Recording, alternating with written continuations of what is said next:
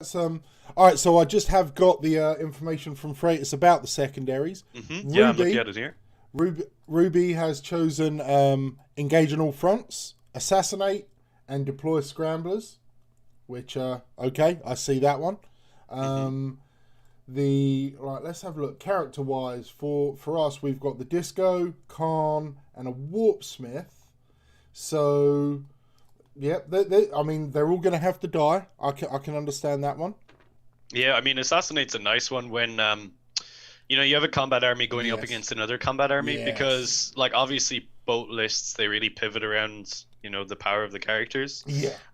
So yeah, as you're saying, they do have to die. I mean, the Warpsmith doesn't have to die, but he's probably going to be in a position where he will be accessible. But let's have a look at what Kid picked for his secondaries. So it looks like we've got Domination, Direct Assault, which is the mission specific one, okay, and deploy scramblers as well. So we've got some scramblers being deployed by both armies. But then, looks okay. So Ruby's going for like more of a sustained assault across all avenues by the looks of it, trying to get the engage on all fronts, trying to nab out into all four quarters there. And Kid for the red path is going for domination. He's just going to try and steamroll straight down the middle, send a couple of cheap units on the flanks. I think it's going to be... I think we mentioned it possibly in another video or even in the last live stream that, like, in a mission where there's 5 objectives, which I believe this one is, domination is a really, really good choice. Yes, absolutely. Because you just have to control 3. So you're controlling your own 2 and then controlling the one in the middle. And you're guaranteed getting those points every turn. Now, obviously, the swing of the middle objective is going to be where the game is won. But, like, I would say regardless of whether or not you have domination, controlling that middle is really going to win you the game anyway. Yes. So you might as well just go all in on it, Yeah. It's going to be interesting. I just need to remember Oh, looks like we're still still deploying here. I had set up a keyboard shortcut so I could do this, but it's not working. So, how great is this board as well, Jamie? Yeah, it's so good, man. Yeah, hopefully, people watching checked out the video little chat I did with Brady. I think that posted on Wednesday, where he talked about how he designed it and kind of like his inspiration for it. And I was thinking after we had talked, as I was editing the video, I was like, wow, we really could have just made this Scalathrax. This could have been like the return to Scalathrax. Something's gone wrong with the warp, and there's a second version of Khan out there, and he's like, okay, I finally found someone worthy of a fight. So I'm going to go and kill my mirror image. Rob S was asking in the chat if you can tell us what the mission-specific secondary direct assault is. Yes. Do you have that to hand, Jamie? I am just having a look, and all my rule books are upstairs because I have them in a bag. I can pull it up though, hopefully. Yeah. So while Jamie gets that, just for anyone who didn't know, so as he was saying, the board itself was actually custom built by one of our friends, Brady, who's part of the subreddit crew. He just wanted to get involved in the stream and do something awesome for us for the charity event. So he basically made this entire TTS board, just from his own programming and stuff. And it looks really cool. We've got this cool river of lava coming down the middle, this like ashy wasteland, all these really cool like runes and stuff going on in the middle. It looks fantastic. I'm really happy with the team board that we've got going. Yeah, it's amazing looking. The atmosphere it sets off is just perfect. Okay, so Fratis just answered for us because I was just gonna have to run off and grab my book. So it's 3 for the middle or opponents, or 3 victory points for holding the middle or your opponent's objective, and 5 points for holding both the middle objective and your opponent's objective at the end of your turn. So Thank you, Fratis. going back to what we were saying about domination, Yeah. Kid0Krew is going all in on that middle objective, isn't he? Yes. I mean, you could be looking at like a 7-8 point swing, you know, if Well, he keeps so keeps hold of that. if he holds his own objective, which presumably he will, the central objective, and either one of the flanks, so he's getting 15 points on primary if that happens. He's then going to get... so domination will give him an additional 5 points, I believe. Direct assault, well, he's going to have to push into Ruby's quadrant for that. So he could just steamroll with leaving his own behind and hope to capture all 3 there. Mm-hmm. Yeah, yeah, definitely. I think that's what I would do. Yeah. Yeah. So Miles in the chat is asking as well, Jamie. If we could run through quickly what traits the different bits of terrain have. So I don't know if you can like give us a more zoomed in look at what we have going on here. I am just on. I know you're delayed a little bit. I'm just doing that now. So if I hold the mouse over it for the stream, and I'll just give you a second to catch up on the stream there, Dara. So the ruins are getting obscuring, breachable, defensible, and light cover. So obscuring is obviously non-Lord of War, non-fly units cannot be seen or do not gain, line of sight if they're not within the footprint of it. And we are playing the footprint as corner to corner. Breachable means infantry, swarms and beasts can pass through it during a movement phase or when they're making a move as though it's not there. Defensible is, I can never remember that one, but it's where you can, that's the one where you can set yourself to defense and stuff, right? Defensible, yeah. So you can set to defense. So that gives you either +1 to your Overwatch, so you hit on 5s, or +1 to hit in the first phase of combat. That's right, yeah. And then light cover, obviously, is essentially the armor save for cover. Then we've got woods, which is dense cover and difficult ground. So dense cover is that basically the -1 to hit if, line of sight passes through the woods. And difficult ground is just that's a -2 to charges, correct? And just to move through it in general, I believe. Yeah, okay, right. Yeah, I think it's like only consolidations and pylons don't get the negative to the... And then the rocks or the large hills we have in either players are obscuring, obviously, exposed position, which means you can't gain cover when you're on top of them, if I'm remembering right. And scalable means, I believe, again, infantry, swarms and beasts can climb up it and stand on it. Then we got so it's a pretty well balanced board. We have a nice bit of terrain, but not too much that like the Lords of War can't move around. Yes. Yeah, definitely. I'm just getting some more messages there. Also, you may miss some messages if you don't change your chat from top chat to direct chat. I realised that after the stream started. However, if I open up the stream, basically I've got a couple of technical things going on my end where it's going to make I can keep an eye on the YouTube chat bar anyway. I have that up as well. Okay, so if anyone wants to ask any questions or anything, just send them my way in the chat, and we'll do our best to answer them on time, unless we're rambling on about something. Yeah, which is entirely possible. But yeah, so it looks like Kid is almost done deploying by the looks of it. He's got, looks like he's got Terminators in reserve as expected, Mutilators in reserve as expected, and then his Berserkers are going to be in the Rhinos. And let me just swing by to Ruby's side. Looks like Disco's about to enter the field. Okay, I'm just looking at Ruby's deployment here. So we've got the Kaitan, obviously, he's ready to rock. He's ready to storm right down the middle. I'm going to guess we're going to get some... he's going to make a push down.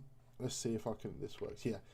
I don't know if you can see this, Dara. I'm going to guess the Kaitan is going to move down this flank, trying to crack the juicy goodness inside or potentially hold in the center. Not too sure yet. We'll see what the opening gambit's like. Then we've got our quad heavy bolter rapiers here. Be interested to see where Ruby moves them to. I would imagine this area here, the path I'm looking at, is going to be where the best firing lanes are, but of course that will also depend on where Kid deploys. But that seems to be the best sort of kind of firing arc that I can see. Excuse me. She has deployed the Terminators as well. Sorry, go ahead. Sorry, Jamie. Fratis just said deployment's done and they're on the roll off for first turn. All right, let's see. So it looks like Kid rolled. Looks like he got a 6. Okay.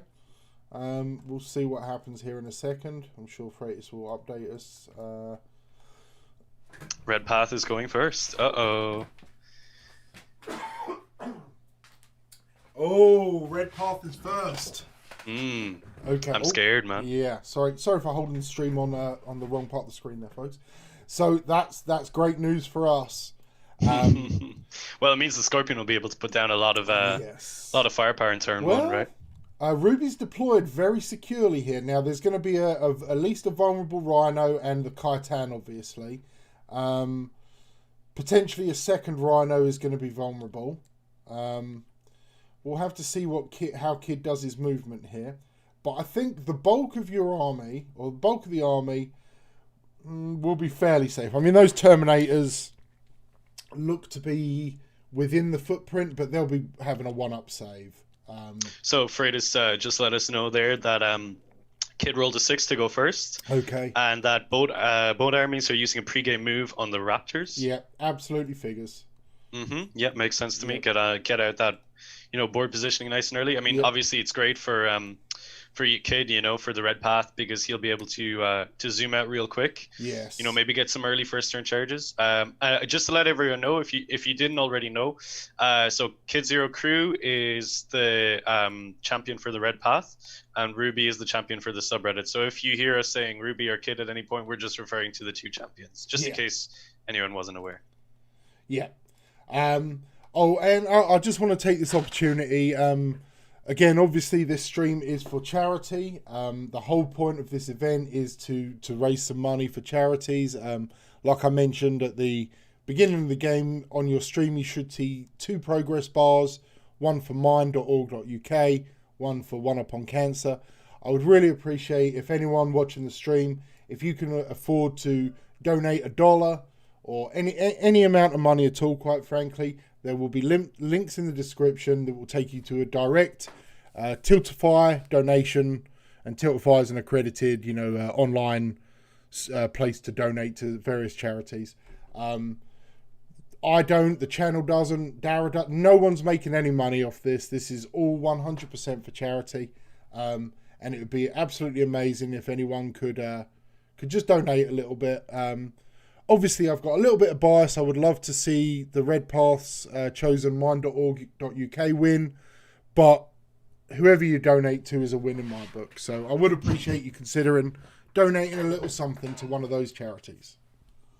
Yeah, so it looks like we've moved into Kid's movement phase. Yes. Oh my god, the Scorpion. Yeah. I'm just seeing him move it now. It's so big. Yeah. Oh, yeah. Yeah, I like that he's moved this Rhino into the central. Yeah. And I like that because I hope the Khitan will charge it. I very much imagine that will be Ruby's play. Yeah, I hope so. I'm also sure that maybe Kid's play. Luring the Khitan there. So, a counter charge with his second squad of Berserkers. Or and the Scorpion. Yes. Yeah. I mean, if I was Ruby, I think I would shoot up the Rhino with the Khitan and the quad heavy bolters. Yeah. And I would try and take out the Berserkers inside, maybe with some Raptors. Yeah. I don't know if I would play the Khitan this early, but at the same time, I would also just be like, let's go, because the Khitan's so cool. Yeah. But yeah, it's going to be about restraint. I like that Kid is baiting that. I think it's an interesting play. Yeah. It's and it's something that I've certainly played several times, in as World Eaters, whether in 8th edition, 9th edition, whatever, luring the enemy out. It's you see, so I've always kind of advocated for the counter-charge, counter-offensive play. So obviously, you know, Ruby's an accomplished player. She knows how World Eaters work. However, it's a tempting target. More than anyone, she will know the juicy berserkers inside there need to die. And it's so tempting to want to charge that Rhino. Now, I don't think that's the right play, but I think it may be too tempting. I know, right? It's like it's like this nice little package that's just been put in the middle of the board, being like, "Oh, come close to me." Yeah. And then there's like a brass scorpion, which, like, by the way, the brass scorpion on this table looks so cool. It matches the like aesthetic of the board so well. Yes. It makes me really want to get one. Yeah. I'm actually was browsing Forge World last night. Oh yeah. Yeah. Well, let me tell you all about Forge World. Oh my, Jamie. no, not happening. No, but and oh yeah, it works so well. As it I think Kid and Brady must have got together and decided to set up these trees as like the perfect height for the scorpion to just rampage through them. Quite frankly. Oh, it looks so cool. Yeah. Man. Yeah. No, like, I mean, it's a really cool model. I will have to paint 2 of them this year, so I'm not sure if I will still want one after painting that. But if I do, I certainly will get one for my own army. Yeah, they're such a cool model, and it's just I really do like the kind of like insect or arachnid theme that we get going with Chaos. You know, with the Disco Lord, Venom Crawler, the Scorpion, the Slaughterer. It's if you get a nice demon engine army along that theme, it can look pretty badass, I think. Yeah. Fratis Nox calling psychic me out phase. in the chat as a We're in the Forge World psychic shill. phase. We've got World Eaters versus World Eaters, and we're in that now. We've just entered the shooting phase by the looks of it. Yep. Nice. Kids shooting phase 1. Okay. So, all right, Dara, let's assume we get a pretty much statistically average shooting phase here for Kid. So maybe a Rhino gets popped, maybe a couple berserkers bite it. How would you play as Ruby for her next turn? Like when she gets her turn here in a moment, what are you thinking she should do? I would say pretty passively, I think, for the first turn. I think I would try and utilize the quad heavy bolters as much as I can. And I would probably keep the Kaitan in the back, you know? Okay. Just put down some fire. I might introduce a squad of berserkers, but I wouldn't commit very much, I think, unless... I mean, I think the way Kid set up here is really good. It's the classic, like, bait them in, switch it out then for some really aggressive threat. Like, he has both the Lord Discordant and the Brass Scorpion, and a squad of berserkers hiding in the back, you know? Yes. So, like, if Ruby overcommits, then she'll really leave herself vulnerable to a really horrific counter in the next turn. But at the same time, I would also be very considerate of the fact that there are 10 Terminators coming in with meltaguns that could turn the Kaitan pretty much into slag with the use of like veterans of the Long War. It's, I think it's actually quite tough for Ruby, you know. But yeah, I think the way I would play it is like slightly passive, you know, take out as much as I can take out without overcommitting to certain fights, which would cause me to lose more resources than I take from my opponents. Yeah, so yeah, I completely agree. I think at the moment, as long as Ruby, during her movement and any shenanigans she plays, as long as she keeps some kind of screening units around the Kaitan, whether it's rhinos, even berserkers, anything that will push that 9-inch deep strike denial, so when the Terminators jump in, they don't automatically get to be within 12 inches of the Kaitan. Because she's going to want to avoid 9 or 10 melter shots on that Kaitan on turn 2. Oh, Fratis just let us know that the Brass Scorpion is putting all its shots into the Kaitan. Also, more importantly, shout out to Dean, Berserk Painting in chat, who has joined my Hellblade flock as he is... No! Yeah. Oh, no, Dean! Oh, hold on, here we go. Let's make... You said the word. Who dies first? We got a donation. Bad Wolf. Thank you very much. Appreciate Thanks so that. much, Bad Wolf. I believe that was to my stream screen is obscured, but I want to say that was to mine.org. supporting the Red Path. Thank you very much. I love that those Dawn of War Berserker soundbites. Who dies first? Funny. Oh man, the Dawn of War soundbites are like actually like my favorite thing. Yes, they're just so good. Yeah, they're perfect, absolutely perfect. All right, let's take this opportunity. First off, I want to give a big thanks to Ruby and Kid as stepping up as the champions here and being involved in a lot of behind the scenes stuff, setting things up and taking time out of their days to make this happen. I also want to shout out Fratis Nox. He's table bossing for us today. He's not going to get any glory. He's not a player. He's not commentating, but he's honestly doing probably most of the hard work. He's relaying the on-table events to us. He's given us which turn, which phase we're in, and he's going to be a bit of an unseen hero. So if you do happen to see or speak to Fratis in Discord, just give him a virtual pat on the back and say thank you for the work he's doing here. Also want to shout out Dean, Berserk Painting. He's in the chat. If you haven't already, I did post a video yesterday and an up. Let me kill them! Oh, we've got another one. Another donation. Yes! I love how it just cuts in when you're talking, just like, hopefully it just yells right over the top of my voice. But yeah, we got 5 damage from the Demolisher from the Scorpion into the Kaitan. So ouch. Fratis is updating right now. And 4 damage from the Scorpion gun. So there's 9 damage. 9 damage. That Not critical, but it's a good chunk. Is that 28 wounds it starts on red, I think? So down to 19? Yep. Not bad. Not bad. I see the Helmall Flamers aren't in range. Yeah. But yeah, definitely just want to... all right, we've just hit into Ruby's turn by the looks of it. But yeah, just want to thank if you see or speak to Ruby, Kid, and Fratis, thank them. Thank them for spending their time. And also, again, I want to shout out Brady for this absolutely amazing map. It's just such a unique and cool thing that's right now it's just for us, but I believe we are going to be able to share that with the community at large, or Brady will be sharing it, obviously. Mm-hmm. Yeah, I mean, a lot of really fantastic people have come together to make this happen, and I hope it's really enjoyable for all you folks that we're presenting it to. It's been a while in the works, but I think it's come off quite nicely. I mean, certainly much better than I expected. A lot of people have done so much good work for us. Yeah, it has been an absolutely 100% community effort. Bad Wolf, don't worry about affording much.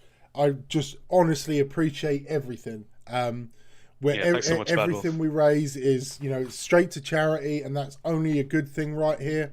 We're supporting 2 very good charities, so I appreciate it so much. I really do. Thank you. I think we've moved into Ruby's movement phase. Yes. Yep. So it'll be really interesting to see her response. I mean, 9 damage from the Kaitan is it's not insignificant. Obviously, it's going to heal a wound at the start of this turn. But yeah, I mean, it's not going to bracket it, I don't think. So another turn of that kind of shooting, though, that would really hurt. So it looks like Ruby, am I correct in saying she's moving some Berserkers towards that Rhino? Those are Raptors. She's moved the Raptors Oh, from the Raptors. woods. Yeah, okay, good call. And this is what I was saying, like open up that Rhino with firepower. Yeah. And then, move those Raptors in, because like a squad of Raptors will, quite easily kill a squad of Berserkers. Yeah, they will. You wouldn't think it, right? Because it's not very common to see such an occurrence. But a squad of Raptors, a lot of attacks, a lot of good quality. You put the extra AP would stoke the nails on them, and those Berserkers are going to die. Well, you got to think.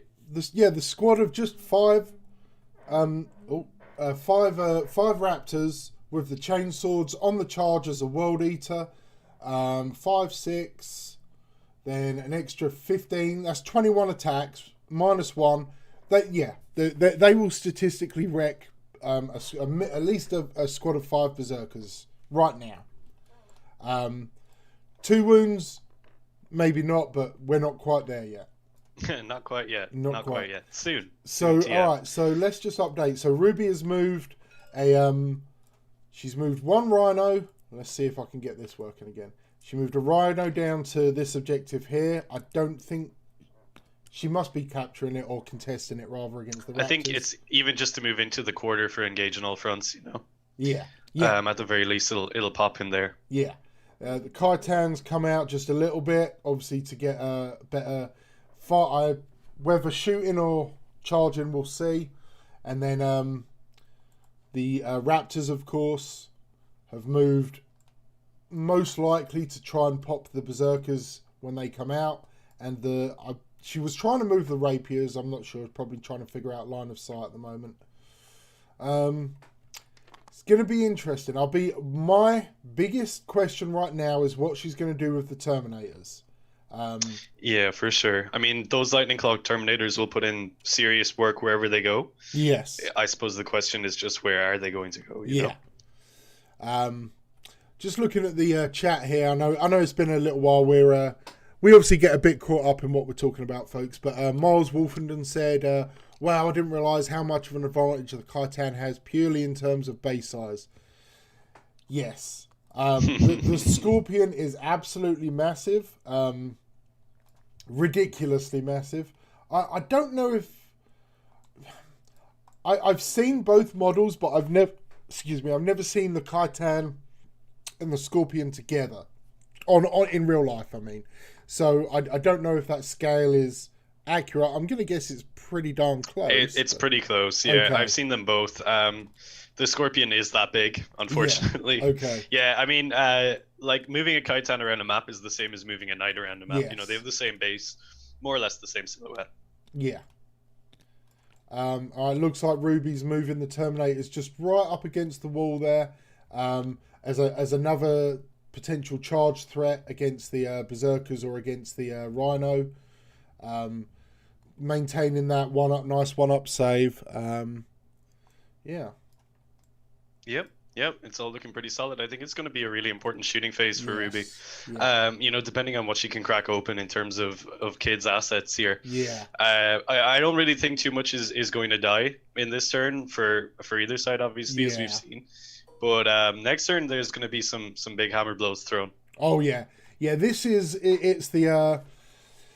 it's the opening skirmish, isn't it? It's like, you know, any of the sort of like battles of the ancient world, you would have your skirmishers out first, you know, just gently thinning the lines of the opponent. It's exactly what this is. Just looking at it from a top-down view here, Kid, you know, he's basically set his front line as those rhinos. They're to absorb the charges, absorb the firepower, and interestingly, Ruby has done more or less the same thing by establishing this line here with her rhinos on either quadrant for the engage on all fronts, obviously, and the strength of the Khitan and the Terminators as the fulcrum in the middle, with the firepower behind with the rapiers back here. Mm-hmm. So we've got an interesting...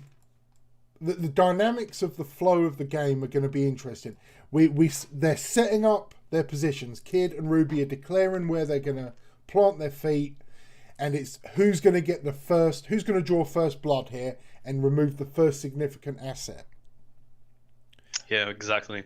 So I think we're moved into Ruby's shooting phase now. Fratis just updated us. Yep. So Ruby's Rhino went into the central Rhino and whiffed it. Yeah. Completely understandable, you know, just a couple of plink damage. But, you know, I guess it sets the precedent that Ruby is going to try and focus on tearing up that Rhino to expose the Berserkers inside before charging with the Raptors.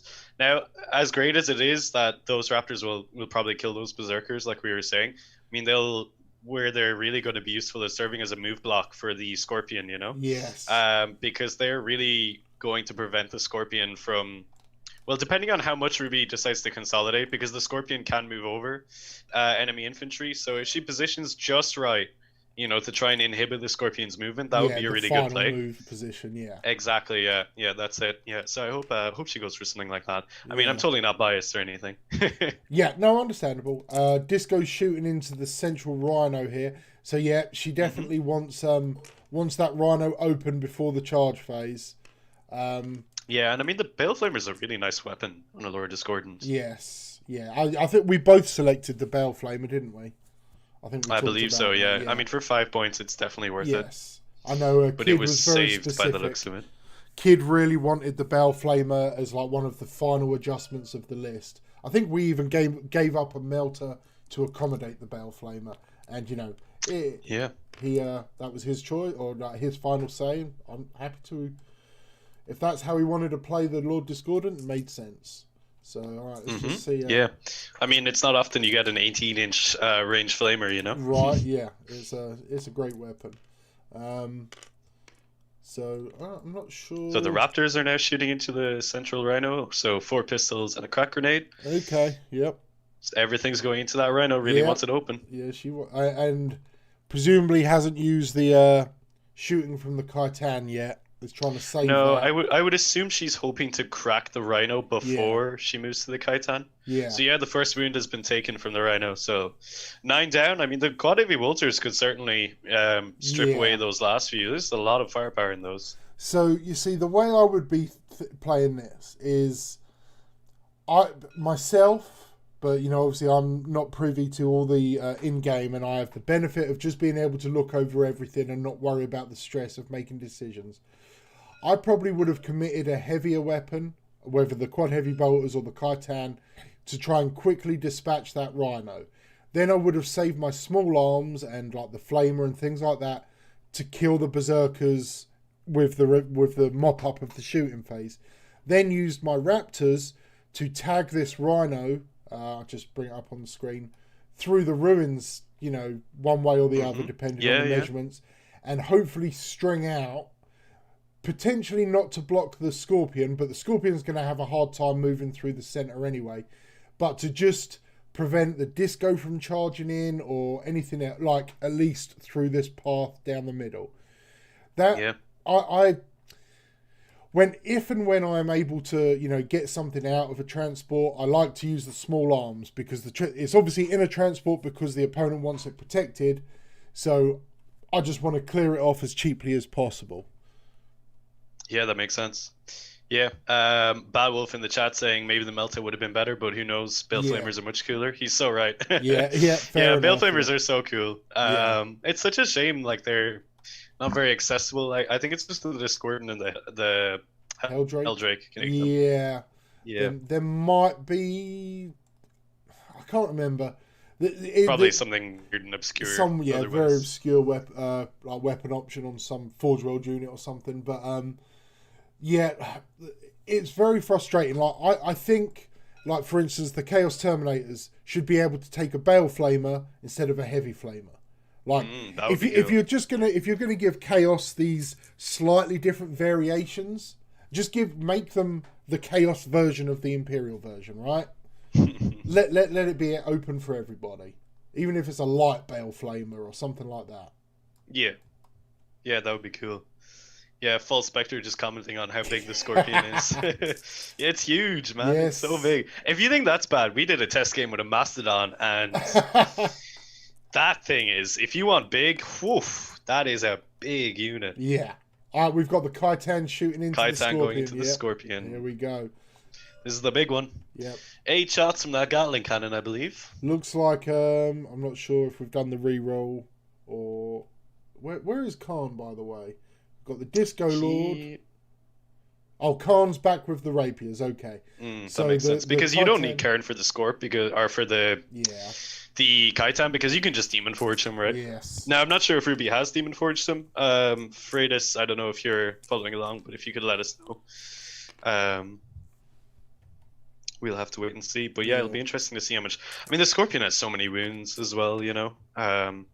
It's like 30 wounds or something like that. Yeah.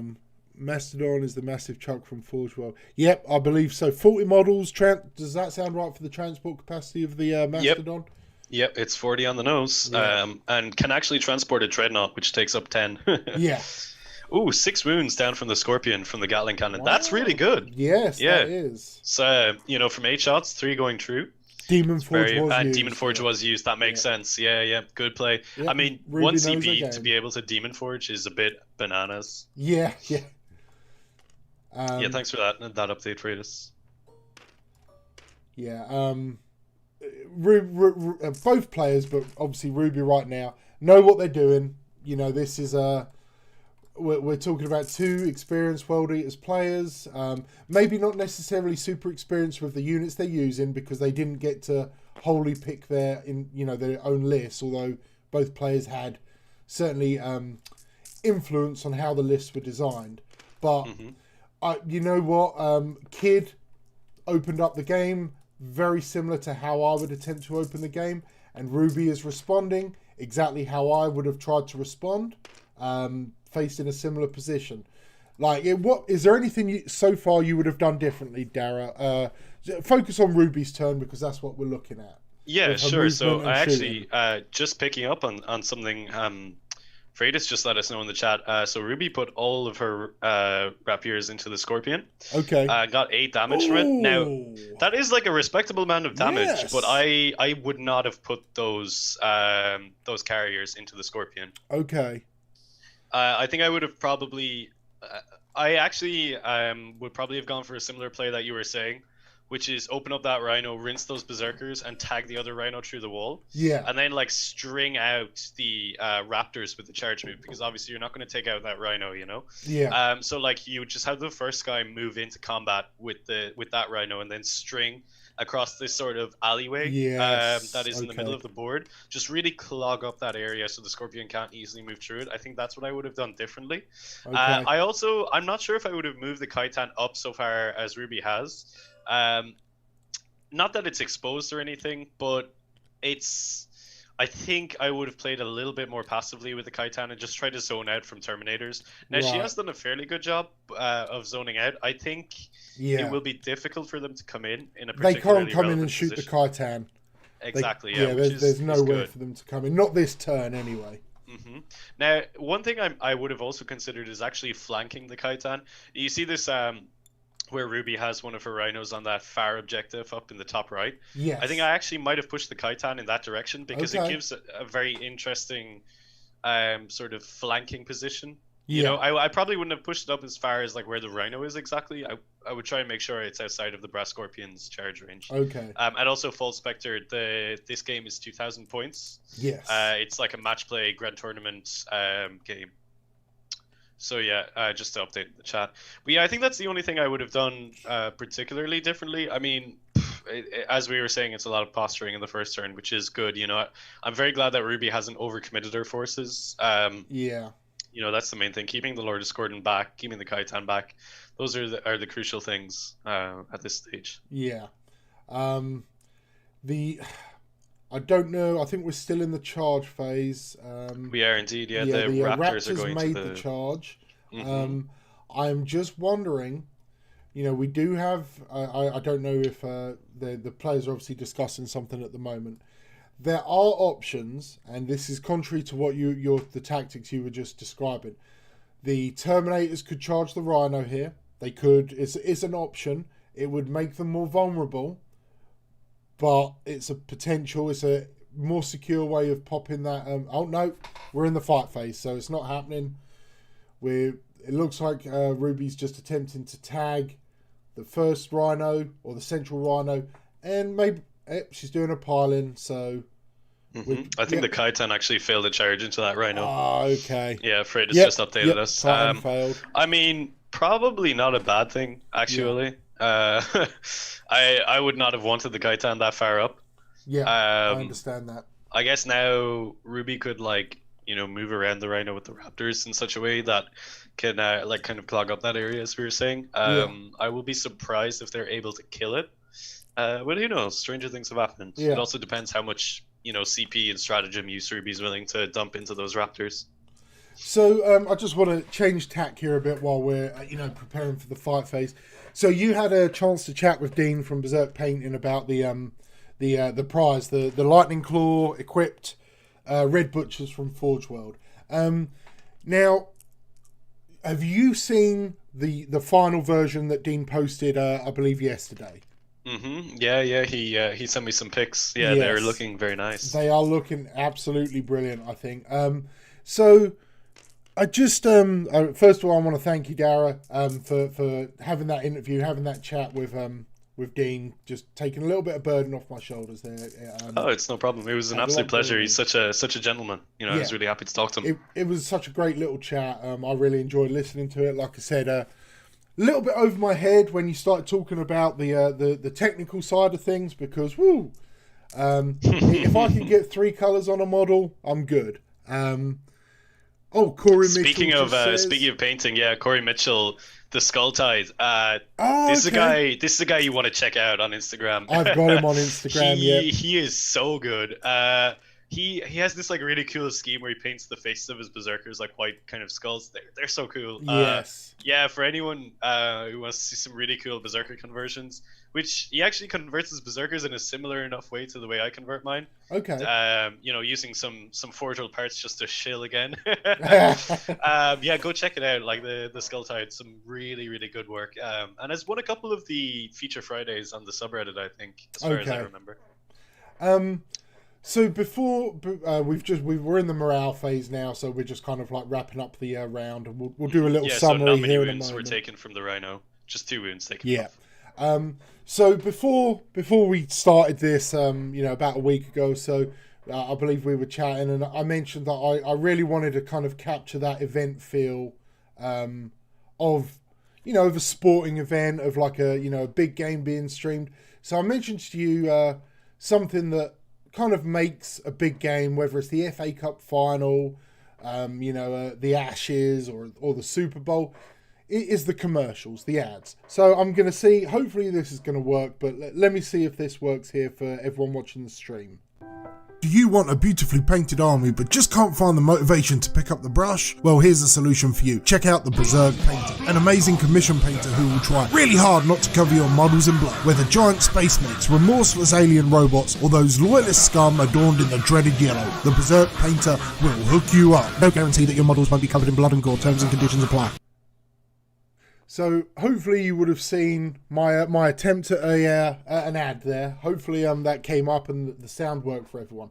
But yeah, I just I had some fun learning some new editing tricks, and wanted to throw some ads on. I've got a couple more I'm going to play a little bit later, but yeah.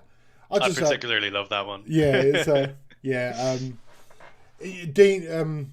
Obviously with the way Dean, the Berserk Painter, styles his YouTube channel and his Instagram, it was easy for me to just rip the assets straight from him and build that little ad up. So hopefully folks are by the way, any ads that I do play in this, there's no money changing hands. It's all just done to support some content creators, business people that are within the hobby that make good solid stuff for us. So do please consider checking out anyone that's advertised. There's no profit in it. All right, so let's get back to the game here and have a look.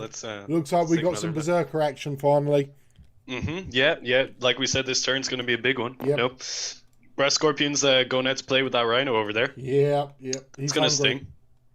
And all right, so Berserkers have disembarked and are moving the 6 inches midway between the Terminator squad and the Rhino. So solid. There's options there, right? My guess would be shooting to pop the Rhino. The Scorpion will attempt to charge what comes out, and if it fails, the Berserkers may charge. If the Scorpion succeeds, the Berserkers may charge the Terminators in cover here and try and get some really rip and tear this turn. Yeah, for sure. Yeah, it's going to be an interesting one. I mean, the Scorpion's going to kill, everything over there for sure. Yeah. Its damage output is crazy high. The only thing that the Scorpion really lacks is survivability, which is ironic considering it's a Dominant State model with 30 wounds. But that's just the game we live in. Yeah, it's interesting how it works, ain't it? Yeah, so Kid's got his Scramblers off in his own objectives and in the middle objective as well. Okay. So yeah, he's doing pretty good. Yep. All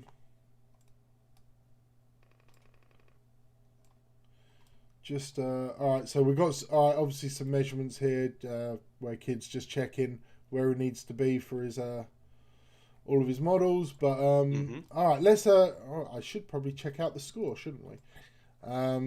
So Ruby is currently on 12 victory points, and Kid is currently on 26, but he is still his turn here, and he's Yeah, so Kid would have had that primary score at the start to Yes. push him ahead a little bit. But 12 victory points in Ruby's first turn is quite respectable, you know. Yeah. I guess it would have been the points for engage on all fronts. And probably some scrambler points, I'm guessing as well. No, painted army. Both players have got their 10 Okay. points. Yeah, so That it makes would more have been sense. So her it's scramblers. just engage, yeah. Yeah. Engage. Yeah, because scramblers is at the end, and assassinate will be once the models are killed. So yeah. Yeah, both generals have done such a fantastic job painting their own armies here. I know, like they're so consistent, and it's so That is one of the things that does appeal to me about TTS is every army's a painted army. Yeah, for sure. I mean, hopefully when we go back to games after COVID, most armies will be painted armies if people have been using their time during lockdown. So that there's a meme out there of some kind of puppet looking forwards and then looking sideways. Mm-hmm. Yep. When you said about how everyone should have painted armies after, that was my face because I took your silence afterwards to mean as much. Yeah. I've probably done less hobby work during COVID than I did before it, so I really don't have a good excuse. I mean, I was pretty happy to get my world leaders pretty much finished. Like they're parked for the time being. Yeah. But I mean, I'm really looking forward to the next tournament I go to. I'll be able to take them out in their fully painted force. Yeah, it's when is the London GT, by the way? When is that set for this year? It's September, I believe. Okay. I know it was supposed to happen in May, but they pushed it back because of vaccinations and stuff. Yes. So it's scheduled for the end of September. I'm certainly hoping to be able to go. I'll obviously have to see if travel allows it at the time and stuff. I will be vaccinated, but obviously I won't take any risks if of course. we're not really able to. That's I believe there's a GT coming up near me in Cincinnati, CincyCon, I think it is, in I want to say September or October, and I'm strongly considering it because that's far out enough that I believe hopefully it will be safe enough to do that kind of thing, and it'd also be my first GT. So I'm hoping. Yeah, I mean, I think that would be okay. Like the LGT will be my first and probably only super major. It's super major. Okay. That's so awesome. weirdly, it's called the London Grand Tournament, but it's actually a super major. So it's like on the same scale as like Nova and the LVO and stuff. Yeah, Okay. I think it's a 300 player event. Looks like Kid just completely demolished Ruby's rapier's head. Oh no. Yeah, it happens. The Terminators have come down in the back corner. Gonna clear out some as rapiers. Bad Wolf says, it can be hard to relax and get motivated during COVID times for sure. Like it can be really tough to pick up that brush at times, I mean, for some people it's very easy. They use it as like a kind of coping thing, but then for other people it can be quite stressful. So yeah, obviously different for everyone, Yeah, and it's something I've talked about or touched on in some videos. I think it's like for me, painting, whilst it's very relaxing when I actually can do it, the thought of painting is what prevents me. It's like the idea of having to do the work, and I know that's it's natural. Like I don't want to say it's procrastinating. It's I don't know what the exact terms are, but it's a natural response to something like that. Yeah, I totally understand that. I mean, actually, like sitting down and being like, okay, I'm going to spend the next 2 hours painting is way, way more difficult than sitting down for those 2 hours and painting. Yes, absolutely. It's such a strange phenomenon, but I totally relate to that. I mean, it's only when I'm working on something for other people that I'm very strict of being like, okay, I'm now sitting down to do this. But man, when it comes to my own stuff, I'll like paint like a berserker's leg and I will spin around in my swivel chair for like 20 minutes and then be like, all right, time to do the next leg, I guess. That's pretty funny. But it looks like we're moving into Kid's shooting phase now. So yeah, this is going to be the a critical one here. A lot of stuff's going to happen. Where do you think the Red Butchers are going to shoot, Jamie? Or where would you put them if you were in charge? Honestly, this is it gives them basically no shooting, in my opinion, because you're going to want to charge them to grab that objective to max out the mission specific, or hopefully max out the mission specific secondary. So you're going to want that 9-inch charge.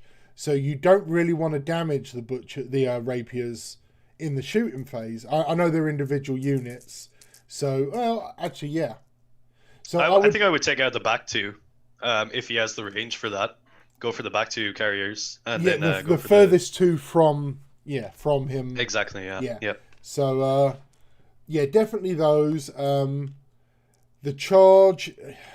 The only problem with that charge is Khan is likely to be within 3 inches.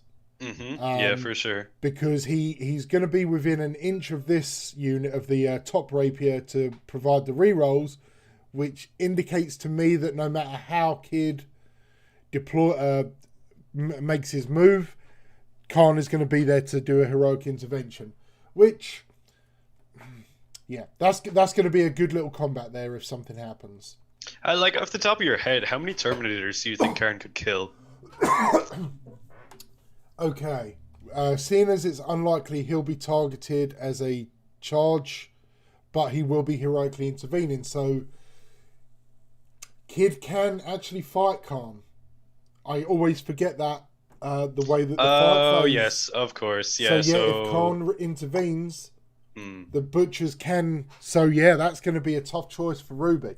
If Ruby had the initiative there and was able to guarantee being able to fight first with Khan, because the Terminators will tear Khan to shreds. I think he could probably take out a solid 4 or 5 Terminators. Wow, really? Well, I suppose over 2 activations, yeah. Yeah, that's sure. what I mean. See that. Yeah. Because, always hits on 2s. I mean, I would probably consider a veterans on there as well, just to get the wound on 2s. And, the AP is going to force the invols. It's the damage which is the letdown. Yeah. Nice to see some folks in the chat sharing their painting stories over COVID. Oh, okay, yeah. Fall saying he's been using it as a method of getting through his pile of shame.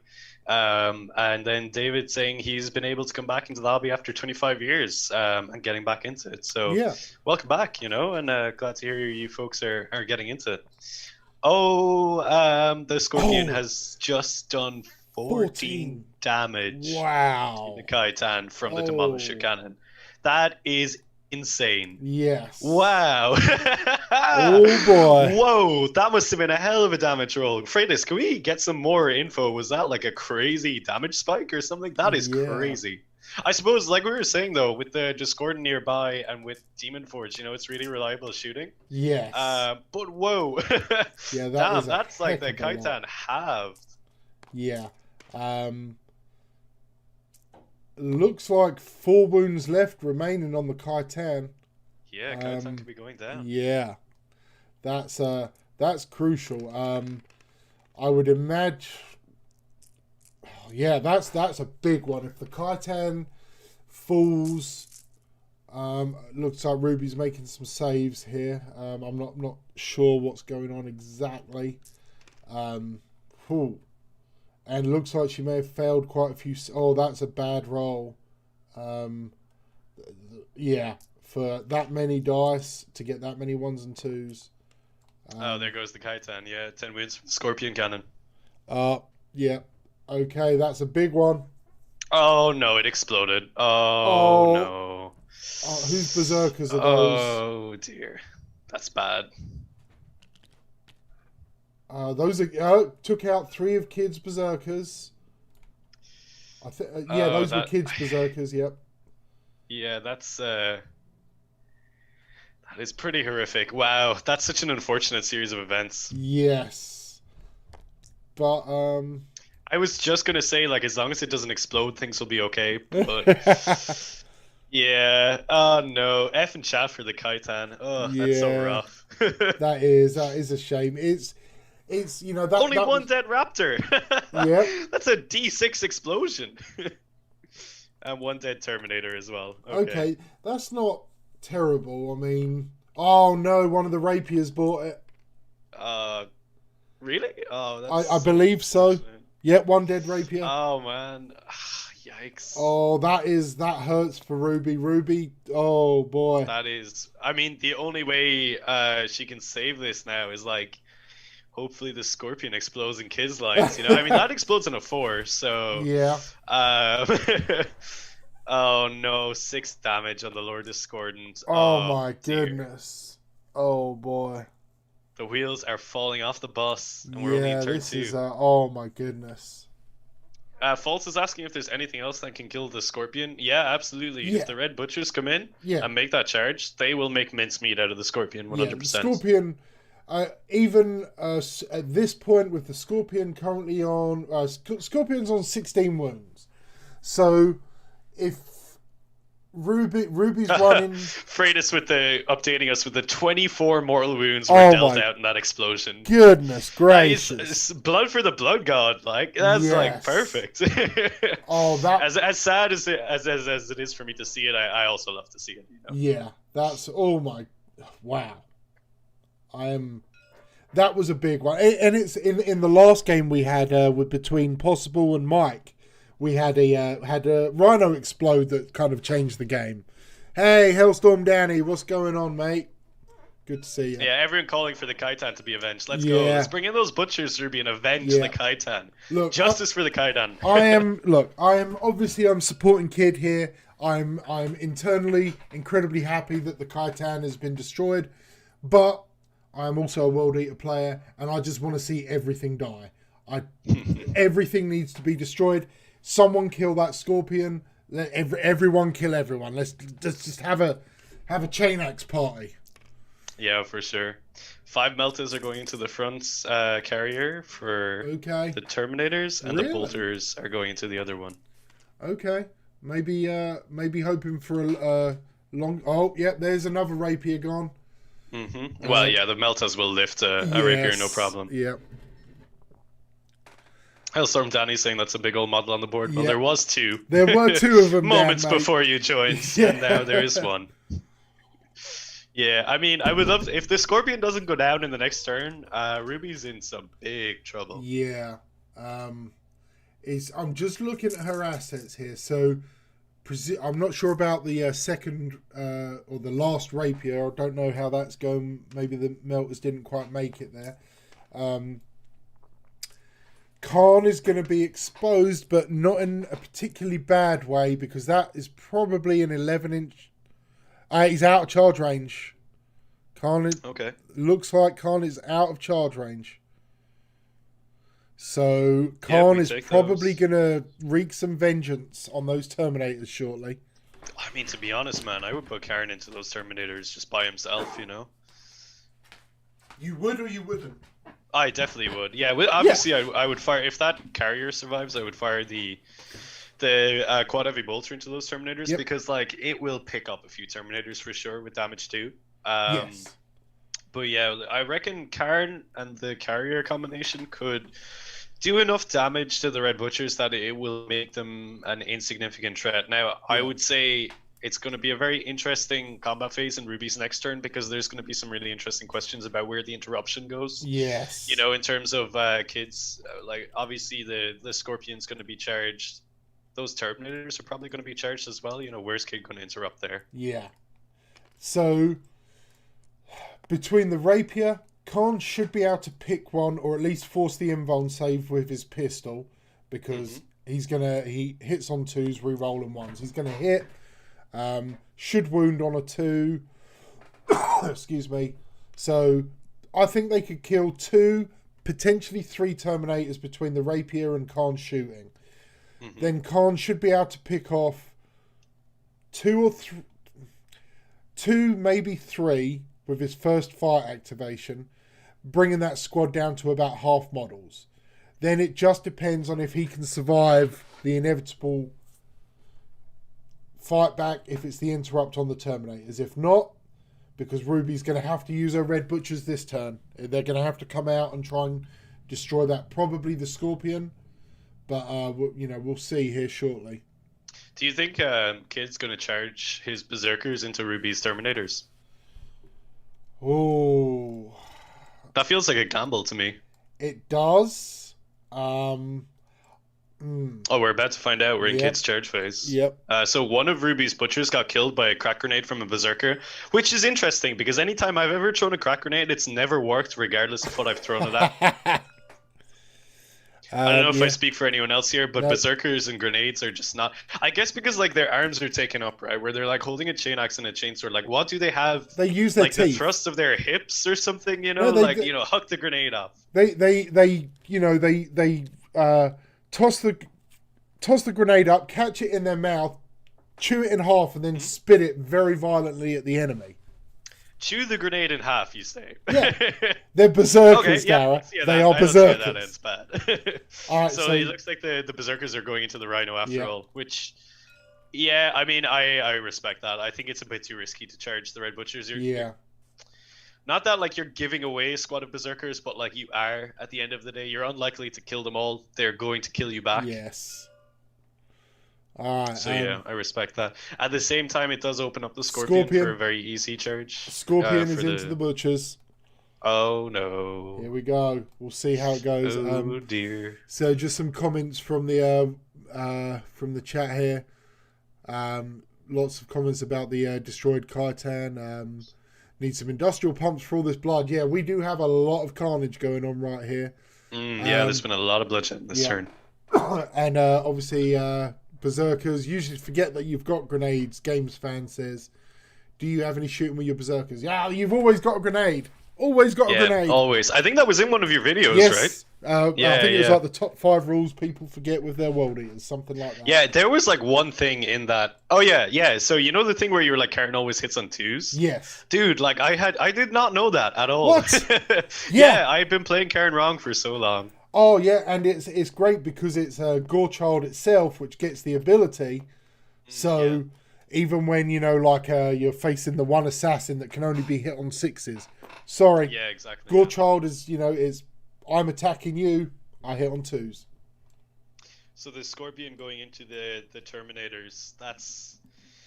Yeah, so Ruby is set to defend for +1 to hit. Which, it will certainly help if there's any Terminators left. Oh, man, the Scorpion has so many attacks though. Like if Kid goes for the sweep, I think it's either 21 or 24 attacks. Oh it's my something goodness. very, very high. Yeah. Ridiculous. The Scorpion has like the most attacks out of all the Lords of War. Yeah. That I didn't realize it was that. And I think it's flat damage too as well. It's not D3. I'm pretty sure it's flat too. So yeah, with like Demon Forge, it could actually just lift those Terminators quite easily. Yeah. Okay. I'm pretty concerned. I think it's a bit of a misplay on Ruby's part to move the Terminators right up to the wall. Okay. Like it's something a lot of people do, and I think I might be incorrect in saying this now, but it was like one of the final games of like the Nova Open in 2019. I think it was Dark Eldar playing Knights. Right. And the Dark Elder player moved his squad of Racks right against the wall of this rune, and it allowed one of the knights to be able to charge them through it. And I was like, wow, I did not know you could do that. So like a point of note for everyone who's not experienced that before, whenever you're moving against a wall in a rune, never move within an inch. Always 1.1 inch against the wall. Yep. I always follow that principle. And unless occasionally I accidentally go within an inch because I want them to charge me to lure them in, but Demon Forge on the Scorpion with the crush attack. So interesting that he's going for the crush attack. Let me double check if I'm correct in saying that is not the swipe. No, crush it's not is the the sweep heavy. attack. It's strength times 2, which he doesn't need. AP 4, damage 6. No, I would say that is a misplay. Yeah. Because I don't see why you wouldn't do the sweep. So like let's break it down, right? You're hitting on 2s either way. Yes. You are wounding on 2s either way. Yes. One's AP2 and one's AP4, so it's completely meaningless because I suppose one takes you to a 4-up, one takes you to a 5-up. Yeah. And then the damage is meaningless because one's damage 2, one's damage 6. Yes. So yeah, sorry, Hellstorm Danny pointing out, it's actually 2 inches now for the terrain section of the new book. Okay. So yeah, really important. Just always keep an eye out on those kind of rules. Yeah, good call, Dan. But yeah, it's very strange that Kid went for for that. But he killed 4 Terminators, so yeah, I mean, not disastrous. That's actually still pretty poor rolling, considering the Scorpion has 6 attacks, hitting on 2s, wounding on 2s with full rerolls. Yeah, no counteroffensive was used, which makes sense because there's nothing worth interrupting here for Ruby. Yeah, not for 2 CP. There's not. Yeah. Okay, ruins and ruin walls are different in the book. Either way, one of my weaknesses so far in 9th, just through because of lack of real games, is the terrain rules. I'm just not up to spec on the significant changes to terrain. Let me tell you, it's even after all the games I've played, it's still, there's things like set to defend or small things like that I still forget. Or just like difficult ground and small bits. It's really because terrain is so different than 9th edition, and I think it's like the hangover from playing a game similar to 8th. Yes, it's kind of tough. Oh no, absolutely. Dan, don't stay quiet, mate. You brought up a good point, and it gave us a little something to talk about there. But yeah, that is such easy stuff to forget. And like you say, Dara, coming from 8th with essentially, I don't think I ever played a game of 8th with anything other than +1 cover and everything was ruins. Exactly, and this is a big L shape that blocks line of sight. It's really nice to see terrain having a meaningful effect in the games now, but not being stupid. Like, I walk through this thing and like a landmine blows my legs off or something. Yeah. I really like the terrain now. Especially one of my favorites is I think it's dense terrain or dense. The -1. Exactly, the one that gives -1 for cheating through it. I love that dynamic so much. It's really cool. And one thing I love as well is craters. If you're not using craters in your board, you need to start using them. Yeah. Like they will change the game so much. And it's so weird that you would think that, but this thing that offers you cover and gives -2 when you're moving through it, it really adds a whole different thing that you just wouldn't expect. And I think it was Tabletop Tactics were saying it before, where they were you need to use a lot of craters.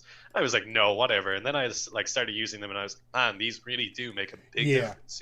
It's a good way of directing the flow of the game without making it obvious. If you put a huge mountain and say that even flyers can't go over it or something like that, it feels staged, it feels contrite. But a crater, you're making a tactical decision. It's a less optimal path to move through, but you can still move through there. It makes that kind of invisible where the combat's going to end up, where people are going to move to. It adds interesting choices. And the best thing about a good game of 40k is a game of 40k that's full of interesting choices, where it's a dilemma. Nothing is especially the perfect choice, and there's a bit of a gamble element, and you don't feel bad whichever choice you make. If that makes sense to you. No, totally. Yeah, you're totally right. Yeah, it looks like we're just wrapping up Kid's combat phase now. I believe it's just the Berserkers to go into the Rhino. Yeah. And then I think we're more or less finished. All in all, though, really good turn for Kid. Yes. Really, really. It's a tough one. Ruby's on the back foot now. She's gonna have to make some tough decisions in this next turn. Yeah. She has some plays. Totally. Yeah, we've 100%. Still got a Disco Lord on 50% health. But the Disco can heal. Correct? I believe the Disco can... Yeah, so he will heal 1 wound himself at the start of this turn. Right. He doesn't have an ability like Warpsmith to heal D3. Right. But what he can do is if he kills a vehicle, he can use his Spirit Teeth to inflict either D3 mortal wounds on an enemy vehicle or heal a friendly one D3, which I think he can do to himself. I believe so, because I believe it's friendly demon engine, and he is a demon exactly, engine. Yeah. So, and I mean, healing 1 wound in the next turn, I believe he'll bring the Discordant up to 7 wounds, which means he'll be back in his top profile and hanging around. Yeah, and Gamers Fan just gave us the most accurate hot take of the game, easily. All she's got to do is kill all his stuff, and we're good. And, yeah, I mean, absolutely... You know what? I just want justice for the Kaitan, man. Yeah. Justice for the Kaitan. It's a World Eaters game, so killing everything on the other side is absolutely the correct play. Yeah, so I suppose while they're the Zerkers now have done 5 wounds to the Rhino so far. Not sure if that's the first activation or second. Fratis will let us know anyway. Yeah, I'm sure it's just but yeah, it's pretty standard stuff going on there. I was wondering, Jamie, is there any units in the last, we'll say, a couple of weeks or months or so that like have sort of come into the light for you in terms of like a unit you didn't think was useful before and is now like suddenly you're like, oh, there actually is a good bit of play to that? Anything recently that you've been like, huh, that's actually pretty neat? I don't know, like, I've been thinking about things and trying to find like those hidden gems, right? The things that, like, exactly like you say, haven't really considered before. For instance, I'm always trying to figure out the Land Raider. I'm always trying to get Forge Fiends and, things like that. Mm-hmm. So I'm thinking more and more about Obliterators as World Eaters.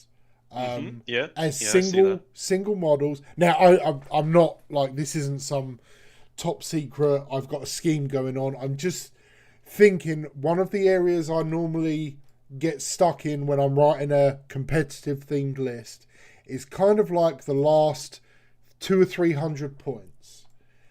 However, with them being heavy support, that's my biggest problem, because heavy support slots are so hard to, or are so easy to fill. Mm-hmm. So if there was a way to, it looks like almost all the Terminators disappeared there.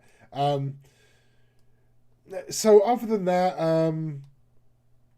I can't think of anything in particular. Have you had anything crop up recently you're giving a second look to? Well, I would have said the Obliterators as well. Okay. It didn't even occur to me until recently that you can use Apoplectic Frenzy on them. Yep. Which is pretty crazy. So I just, sorry, before I go on to that, Kid0Krews passed morale, and I think a lot of Ruby's Terminators failed. Am I correct? Just the champion left? Yep, failed, but that must have been survives. A horrific combat attrition. Yes, yeah. Wow. That's very big, unfortunately. That's like what, 5 Terminators fleeing? Man, that's like so rough. Oh yeah, well it's Ruby's. Oh no, it was a unit of 8, right? So it's not that bad. It's like 3. So that's right now, though. Kid is sitting on 32 points. Obviously, a turn in hand. Ruby's on 17. Obviously, there's going to be some opportunities here, but we'll have to see. She's more or less guaranteed at least 3 points for engage, 2 points for engage here, if not squeezing a bit more. Excuse me. Yeah, she's got a tough turn right now. Raptors are coming out to play. Looks like she's probably going to want to crack that Rhino. I'm going to guess the Disco Lord might come up a bit to help open it. Going to be interesting to see what happens with Khan. I think Khan is going to be... Khan has to do a lot of work in this turn. Yes. Yeah. Bad Wolf just bringing up the point on the Obliterators. As a World Leader player, he does run them. And he says even without the double shooting and other buffs, they can be very solid. Oh, yeah. They're very fairly costed, I think. My problem is that you pay for the double shooting, though. Yes. Like you pay for the fact that everyone runs them as Mark of Slaanesh and uses Endless Cacophony, but we can't. But we still pay the 110 points.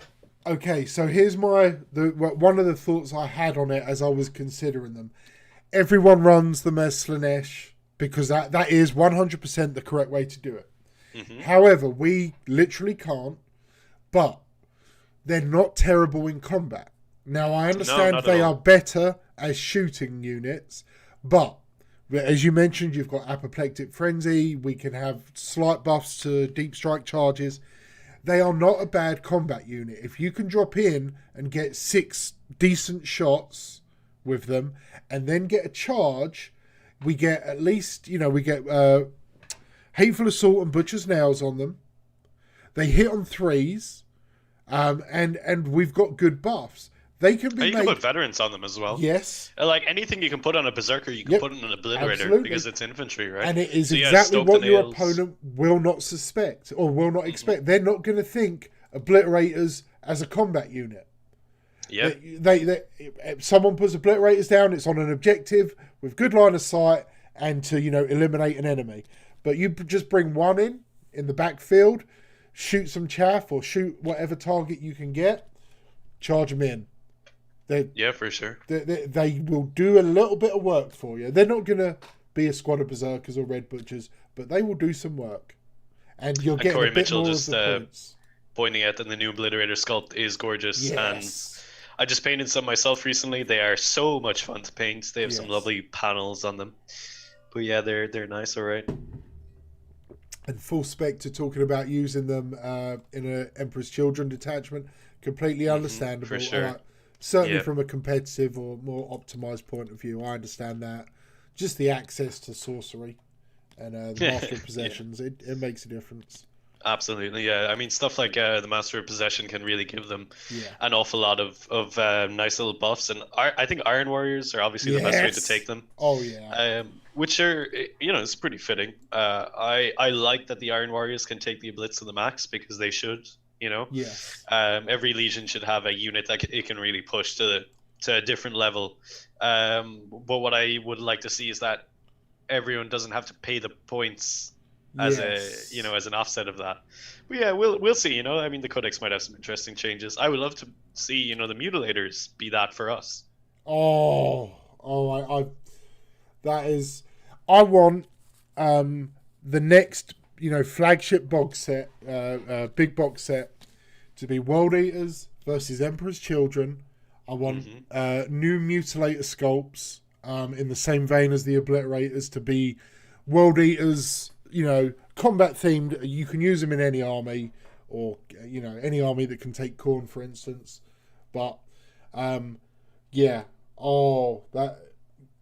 is what I want so bad. New Mutilators with rules on par with the Obliterators, but some improvements to make them a bit more mobile or useful out of Deep Strike, because that is any combat unit that is solely combat that is almost reliant on a 9-inch charge is almost something It's you dead don't on arrival, isn't it? Yes, it is. Yeah, and Bad Wolf just saying that the Word Bearers outside of the Thousand Suns have the best sorcerers, and they definitely do, because they have some insane stratagem support for their sorcerers, which is really cool. And I used to, in 8th edition, when I was playing competitively, I used to run a mix of World Leaders and Word Bearers army towards the end. I thought it was really, really good. Those sorcerers can really give you access to a lot of cool things. Definitely from that kind of competitive point of view, I want to say, for me, Word Bearers has been the best ally for World Eaters, certainly since Psychic Awakening. Faith and Fury dropped. Now, I've seen some interesting discussions on Emperor's Children as an ally, and just like Full Spectre just mentioned. I think that goes back to a more typical build of World Eaters, focusing the World Eaters on combat and Emperor's Children on shooting.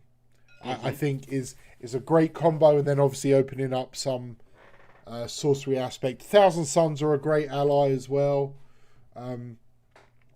There's a lot of good combos you can get between the legions, and I hope we don't lose that flavour with the Codex. I hope it's still...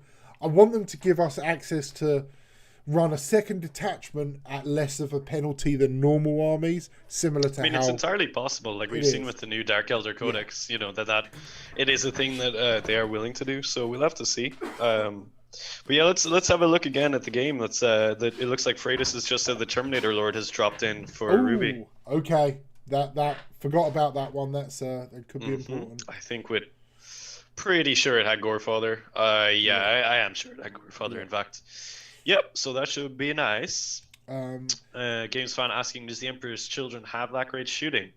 They are, they're as good as anyone else who can take obliterators with Mark of Slanesh. Put it like that. And the Noise Marines actually have really good shooting as well. aside from that, you know, they're just other Marines. I And believe I mean, there's something you can pull on Emperor's Children Terminators. oh,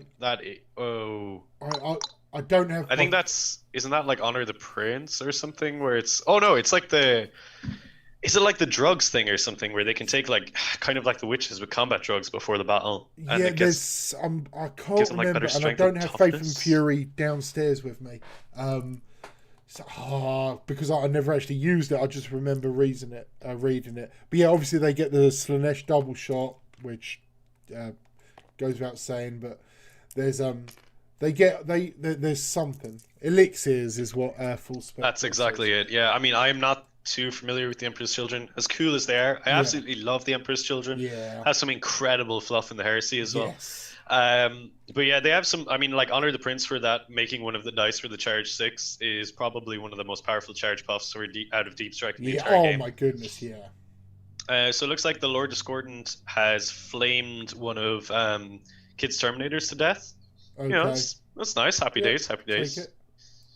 Yeah, so it looks like, as we predicted, you know, Karn is lining up for that charge with hopefully the Rapier Carrier as well. Yeah, it's all about to kick off. Games fan just wondering why you would take Emperor's Children as your ally if it's shooting. Well, I could maybe not shooting, just in my head. If you purely want shooting, I'm guessing it's going to be Iron Warriors for pure shooting. Emperor's Children have some nice things where they can do a little bit of everything. Emperor's Children are kind of the army that world leaders want to be. Yes. Yeah. As much as I hate to say it, you know, it is very much true. Yeah. And that's very on theme for Emperor's Children as well, you know. Oh, right. Yeah, for sure. I mean, I would still say the Berserkers are the best troops equivalents. Point for point, best troops in the game, in my opinion. Yeah. I would actually go as far as to say they are the best troop in the game. Yeah. I can't really think of one better, apart from maybe Cataphrons for the AdMech, which still bugs me so much. Their troops. Yes. It is so stupid. Not only are they troops, they are also infantry, which is even stupider. Oh, yeah. I'm gonna stop now because I hate these guys. AdMech are like, I cannot stand them, and it might just be a bit of a World Eaters bias because they're such a hard counter.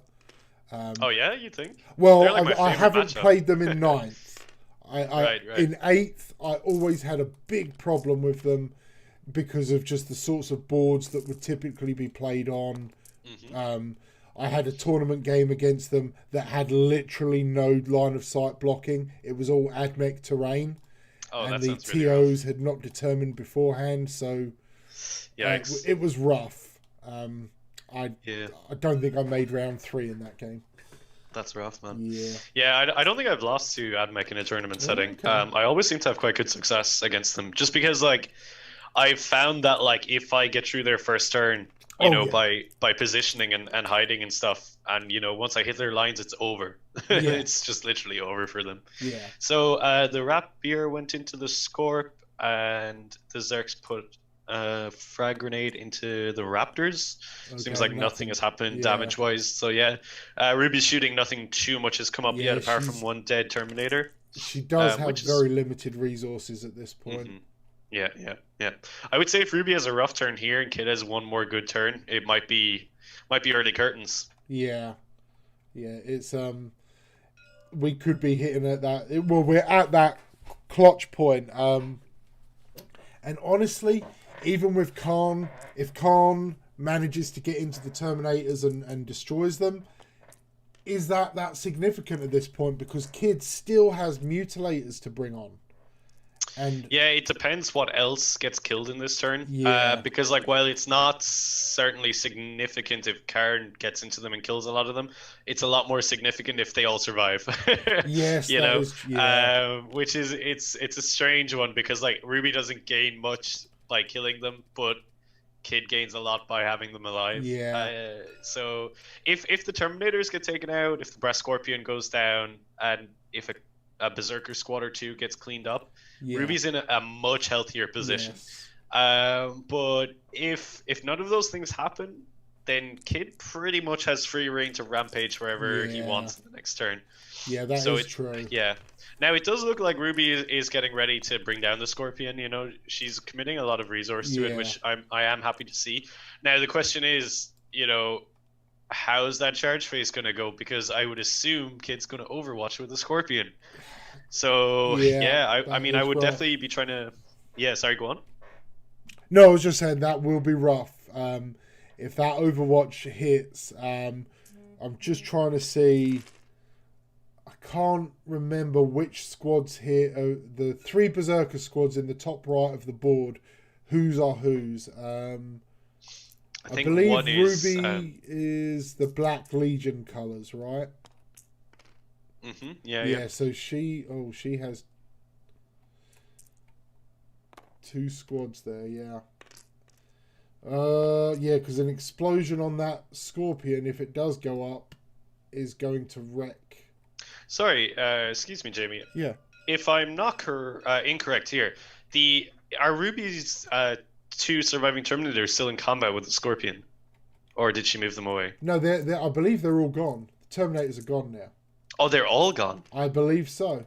I thought Fratis said there was 2 left. Just checking. Champ survives. There was only 2. Just checking. Maybe. All right. Let me look around the map here. I could have sworn the Terminator was killed. Yeah, we can ask Kid. Kid, if you could just let us know if he is here. Sorry. Perfect. Yeah. Yeah. He is the champion. The Terminator champion from the squad is the only survivor, and he is just south of the ruins, potentially looking at that Rhino or Berserkers, I think. Yeah, I would have kept that Terminator in combat, because now the Scorpion can Overwatch, and otherwise it would not have been able to. Yeah, good point. Point. I mean, that's rough. I mean, yeah. Like, okay, you could be talking about... I just want to take this, take this opportunity quickly while we're still finishing up some shoot. Are we in the shooting phase still? We are indeed, yeah, just finishing up shooting. Okay, I just want to take this opportunity to play a little ad for everybody. Hopefully this will come off okay here. Let's see if this one works.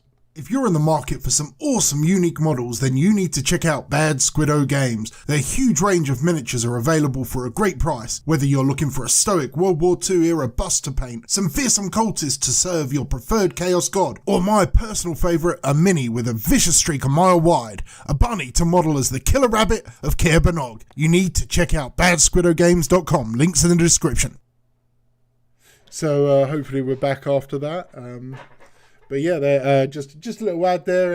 Anyone, especially based in the UK, Bad Squiddo Games do create some really awesome miniatures there. But yeah, I just wanted to throw that out there while we had an opportunity, and it looks like we may be removing some models at this point. Yeah, I think we're moving into Ruby's charge phase of turn 2. But yeah, GamesFan just pointing out that like it's you know, it's really great that we've made this event, you know, as like merging 2 communities. Yeah. And you know, you're totally right. It's been a good bit of work, I think, for everyone involved, but it's definitely worth it. It's been really enjoyable as a process, and the amount donated from everyone is crazy. You know, hopefully we keep going with that. You know, it's such a crazy amount of money raised for charity, but it's really nice to have this crosstalk going between 2 communities who really shouldn't be isolated from each other. Considering they're, you know, both in love with the same sub-faction, there's no reason that we shouldn't be hanging out together, having a good time. I couldn't agree more. And just, let's see if this one works. You know, talking about the charity there.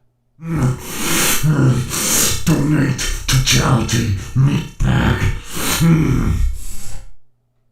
Hopefully that told all you meatbags out there to go and donate. So yeah, I just want to again remind for anyone who may have just joined the stream, we are obviously doing this to raise money for charity. So there are links in the description of the video to donate to both mind.org.uk and to One Up on Cancer. And it would be awesome if you have the opportunity to and have the capacity to, if you could donate just a little something. $1, £1, which whatever your local currency is, that would be great. And just as a minor bonus, if you donate during the stream, it will play a Dawn of War Berserker quote live for everyone to listen to, and obscenely loud to distract it's worth us it all just as for well. that. Yeah, but like seriously, to everyone who's watching and everyone involved in either community, it's such a speaking for myself, and I'm sure from your point of view, Jamie, as well, that like it's just been such a pleasure to do this event for everyone. I've had such a good time, and I'm really happy to be in this position that we can do this sort of thing for everyone and raise some good money as well. Yeah, absolutely. At the moment, it's super difficult for me to copy and paste text without losing the actual stream. So if anyone is able to, if you could copy the donate links from the description of the video and paste them in the chat, I'd appreciate it. I had meant to set up a bot to do this. I just haven't had time this week to do any extra stuff. But just a quick update. It's been a busy week for us all. yeah, right. Yes. Some charges here. We've got the Zerkers into the charges. Scorpion. Rhino into Spawn. More Zerkers into the Scorpion. The Terminator Lord into the Scorpion. Berserkers into Raptors. And the Butchers into Berserkers. So it's everything's charging everything. Yeah. Some idiot asking, how did the Kaitan die? You missed crazy moment. Yeah, so the Kaitan went down to an incredible fusillade of fire from the Breast Scorpion. I think it was 14 damage on the Demolisher cannon and 10 from the Scorpion cannon, and it already sustained a little bit from turn 1, so it went down, and it exploded, doing a grand total of 24 mortal wounds to both players. It was pretty crazy. Yeah, it was. I mean, it was going to happen to one or the other. And the disco has gone into the Berserkers, the Red Butchers, who have Overwatched. Now, this will be an interesting one. Yeah. I'm not sure. It's a tough one. It's an interesting choice that Kid went for that Overwatch. I can certainly understand it. I wonder, would it have been more beneficial to Overwatch with the Scorpion and guarantee take out one of those Terminator squads, rather than hope for taking out the Discordants? Yeah. I mean, I don't know. Both are good choices. Yeah, it's interesting. I think with the perhaps with the Scorpion, you only get to Overwatch once, right? Mm-hmm. Yeah. And there was plenty of, at least 2 units there, excuse me, that were going to come in. So. Oh, it's been a whiff. It's been a whiff. Ooh. Let's go. Here we go. I'm so hyped for Ruby. Let's go. Come on, let's get calm. Everything's going right. The Terminator Lord made the charge. There's like charges going off. What do we have? 1, 2, 3, 4, 5, 6, potentially 7. Oh, if Karen makes it in, Jamie. If Karen makes it in. Oh my God! It's Khan from the top rope with the Butcher's elbow. He's in. Let's go. Yes. Yeah, this is pretty hype. Ruby could really pick up a lot here. I think she really needs to have a good turn. Oh, but Jamie, this is the problem. Where does she fight first? Yeah, it's such a difficult decision. Yeah. I don't know where, man. I really don't know where. Is... And where does Kid0Krew? Well, with the Scorpion, the Scorpion. Oh, I don't know, because Khan. Oh, I don't know what I would do in either position here. I honestly don't know what I would choose, because the Scorpion will demolish almost everything around it, but the Terminators will almost certainly kill Khan. Some idiot. Glad you enjoyed that scene. Scorpion. You'd interrupt with the Scorpion? Yeah, and I would just go for the sweep attack, and I would probably put... Let me see, like 10 attacks into one Berserker squad, 10 attacks into another one, and just, Demon Forge it, take out 2 Berserker squads. But yeah, time for some carnage indeed. Yeah. Oh, I respect that Ruby is gone with Karen first. Yes, alright. It's Khan from the top rope with the Butcher's elbow. I'm going to be so sad if Karen whiffs. I will be so he's got decent hits so far. 7 out of 8 hits by the looks of it. I think only 1 failed. Khan fight for... Yep, Khan's fighting first for sure. Unfortunately, no death to the False Emperor. That would be too much to ask for. Yes, it is definitely some time for some carnage. All right. Looks like the players are just Can you discussing. see, Jamie, if Kid has the CP to interrupt combat? Let's have a look. He has 4 command points. Both players are on 4 command points at the moment. Okay, cool. So, unless anything has immediately happened at the moment, it looks like we do have opportunity for an interruption. Oh, Stoke the Nails has been put on Karen. Oh, interesting. So, we'll have that to the False Emperor. Yep. Natardo Loco coming in. Have the World Leaders won yet? The World Leaders are certainly winning, but they're also losing. Yeah, which is just another day of normal World Eaters business right there. No pretty matter much. what's going on, we're winning and losing. All right. Looks like some solid wounds there. I believe 6 wounds, or are those additional hits? I don't know. Potentially additional hits. I'm not sure. Yeah, because Fratis will update us now. Yeah. Oh, no Stoke. No Stoke. actually. Okay, all right. Okay. So I believe that was. I'm not sure. Yeah, I'm sure Fratis will update us anyway with Karen's damage.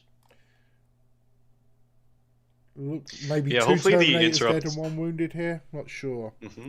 How many wounds does the Brass Scorpion have at the minute, Jamie? I'll go over and have a little look. 16. So a little 16, over. okay. A little over 50%. Yeah. I mean, I would say that if the Terminator Lord and 1 Berserker squad survives, they can take out that Scorpion. Yeah. But that's. But that's Ruby a will have big to loss. dogpile the stratagems on top. Oh yeah. You know. Yep. So it looks like from the first. Oh no, that's so rough. So Ruby only did 3 damage with 3d3. That is why I can't. I hate breaks my Karen heart. so much. Breaks 1.5 my dead heart. Terminators. That sucks. That really sucks. Yeah. No, They just need to make him like damage 2, man. Yes. Damage 2 or 2 plus D3, quite frankly. I'll be okay. Ooh, with 2 that. plus D3, I would totally be down for. Yes. Or even 1 plus D3, because that's always a guaranteed Marine killer. Oh, And- this just in from Fratis Nox. The interruption is not where we anticipated, Jamie. It is Okay. Red Butchers who are interrupting. Okay. Well, I want to say goodbye to Khan. It's been fun, but I don't see even Korn's favoured warrior there surviving what's about to happen. No, but that means the Brass Scorpion will die. For sure. For sure, Yes. Brass Scorpion's going to die. Yeah. Now, if it explodes, it's game over for Ruby. Well, you see, here's the thing. It gives Ruby more of a chance, but Kid is going to wipe Khan now, and with his consolidation, is more than likely going to be able to claim this point with weight of bodies, which is going to give him the point swing he wants and he's looking for. Yeah, especially for direct assault. Yeah. Yeah. So, yeah, and then we'll just have to see how the combat against the Scorpion goes. Hopefully Ruby's still sitting on 4 CP, so she can stack up some good, some solid buffs here. And man, I wouldn't even stack them up, to be honest. I would keep that CP. Okay, I mean, there's, 3 Berserker squads in there? Two of Ruby's. 2 of Ruby, sorry. Yeah. 2 Berserker squads and the Terminator Lord. Yeah. I would definitely attack with 1 Berserker squad and the Lord first, and then if I need to, I would stack up the buffs on the last one. Okay, understandable. No need to dogpile too early. Oh yeah, understandable. Yeah, and plus with the additional fight phases, additional activations, I think the Scorpion should go, and it is going to depend on that explosion and what it kills. Who dies I would first? say. Oh, $10 from David. Thank you. Man, that always gives me such a fright when it comes in. Yeah, Karen's dead. R.I.P. Yeah. Thank you, David, for Surprises. donating. Appreciate it. Really, thank you. So yeah, Khan is gone. Looks like he couldn't quite make it with the consolidate, and because it's not his turn, he will not be able to activate for his second. Yeah, that's interesting. I would have just popped the stratagem to do the 6-inch consolidation. Yeah, that's exactly what I was thinking. Yeah. I mean, it's a CP, sure, but it's definitely worth it for the primary for points. the swing, yes. If you can get 1 CP and get, you know, like 2 or 3 extra VPs out of it, almost always worth it. Games fan no calling for Karen to be avenged. We're trying to avenge an awful lot right now. Yeah, we got to avenge the Kaitan first. That's the most important one. Bring the Scorpion down, and you know we'll figure out the rest. In a way, Jamie, it would be very fitting if the Scorpion explodes and like decimates pretty much everyone in the midboard. That would just be a really good reflection of the game, I think. Yes. Yeah. Everything has to die. I mean, that's the most important thing here. Everything has to die. I can't remember if it still has the name of the rule, but I know in 8th edition the Scorpion's explosion was called like Doomsday Device or something. I think it might have changed now, but it's like just such a cool name. Yeah, going from TTS, from the rules downloaded from TTS, it looks just like a regular explodes. But we have the Zerkers going into the Scorpion now. This just in from Fratis Nox. Will be pretty hype. Let's hope they do a good bit of damage. Oh, I'm pretty sure we're going to get... So if that Scorpion does explode, we're looking at an awful lot of units within range. Because I believe it's a 2d6 range. Yes, D6. I want to say so. All right, let me just... Yeah, I just have it here. 2d6 range and d6 mortal wounds. Yeah, it's a big one. So there's the rough base size. We're going to hit Zerkers, Rhino, Zerkers, Chaos Lord, Rhino, probably the Raptors, Khan, potentially the Disco. I don't know if you can see this on screen yet, Dara, but I'm pretty much everything here is depends. vulnerable. I mean, imagine if you rolls the 6/6 for the range, though.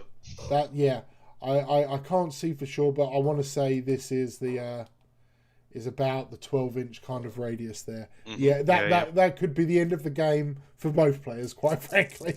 Which would be so funny, dude. I mean, I would love it. And to be honest, if you think about it, our live stream games have had some fairly dramatic explosions. I don't know if it's like a curse or a running theme, but it would definitely be okay. We'll have to wait and see, though. I don't want to hype up the explosion too much if it doesn't happen. Yeah, right. It looks like Ruby just had a normal day in the life of some Berserker fight phase because we had about 50 dice there. I can see them all being rolled. I love it. Oh my. There's nothing more satisfying than picking up that bucket of dice for your Berserker. It's just such a nice feeling, isn't it? Yeah. I'm really looking forward to the look on my opponent's face when I go back to tournaments. Just being like, they get this much. But it's even better once you've done that and you go, oh yeah, that was just the first activation. I can also do it a third time. Time. Yeah. It's very satisfying. Yeah, for sure. All right, let's see. So it looks like wounded on 5s, obviously. Still plenty of wounds. Still a lot of wounds. Wait a minute. Maybe I'm misunderstanding what's going on. That was probably... Was that Kid saves? Looks like took 6 damage there. So down to 10. I'm not sure what... Was it a reroll, actually? No, that was Kid was making his saves off the same dice. Perfect. So 6 wounds from the first squad. Not bad. So, just seeing, not sure. Alright, so I'm just going to take an overview here of the map. So obviously we've still got the Red Butchers, the Rapier and the Disco in the top left. I see the Red Butchers controlling that in Kid's turn. They should make mincemeat of the Disco and the Rapier there.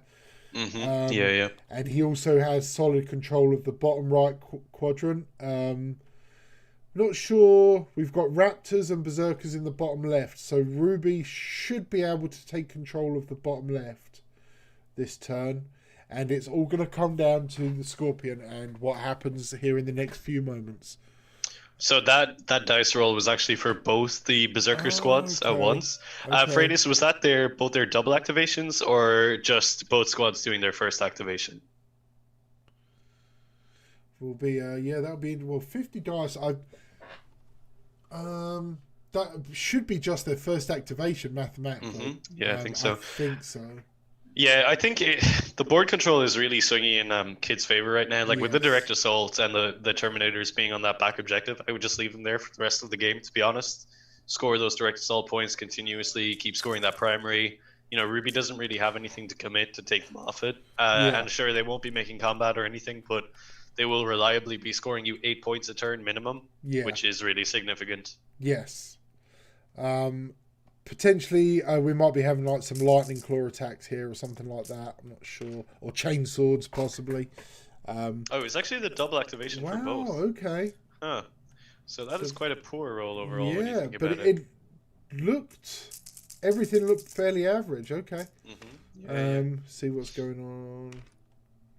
Kid failed another 5 wounds by the looks of it. Down to 4. Ooh, I think we've still got the Terminator Lord to go, though, so that should be able to finish it off, I think. 5 wounds from the champs on both activations. Yep, okay. Oh, because the champions had power fists, of course. Yes. Are they power fists or lightning claws? Lightning claws. Sorry, Jamie. Yep, My okay. bad. My brain is fried. Nope, you're fine. Some idiot just saying most people think I'm cheating when I tell them we can do that. I know it's a great sense of satisfaction. That was a poor roll. Yeah, Ruby has had a little bit of a below average luck, but Kid has also made some very strong plays. He's been a little more aggressive, but not overly aggressive, and kind of forced Ruby on the back foot early on. Games fan saying that was quite a poor roll is a good summary of Ruby's game. Right. Unfortunately, I mean the Kaitan explosion is the icing on the red cake. So the Terminator champion killed the Zerkers, and Fratis is saying that the Lord attacked and failed. Oh. I wonder, does he mean failed to kill the Scorpion? Yeah. Wonder will that force Ruby to spend some CP to activate the Berserkers again? Yeah. The Terminator Lord, I believe had Gorefather, if I remember right. Yes. That's with. I mean, I know hitting on 3s, but it's still should be 6 attacks. Should get 4 hits. Okay, looks what we got going on here. Ruby's rolling some dice. Not sure. Might be another activation, I think. Yeah. Oh, okay, so failed in all the wound rolls. That's rough. Oh, no. Yeah, Gorefather can spike pretty low sometimes. Yeah, it's a really, really variable weapon. Like, when it's good, it's great. And when it's bad, it's really bad. Yeah, because it's only a strength +2, I believe. Yeah. Yeah. The strength 6, it makes it difficult. Like, if you've got it on that red Butcher Terminator Lord and you get the strength 7, it's a different ball game. It just adds that extra bit. Excuse me. So Zerks are currently going into the Rhino. Okay. I mean, to be fair, Ruby still had a good turn. Like, a lot of wounds have been taken off the Scorpion. A full Berserker squad was taken out by a single Red Butcher, which is really cool. I mean, oh man, it's like the guy with the 2 lightning claws as well. That's like, it's so cool. He just like goes in and like they're like, one guy, it's gonna be fine. And he just blitzes them. Yeah. It's been a strong turn from Ruby. She has got a little bit unlucky.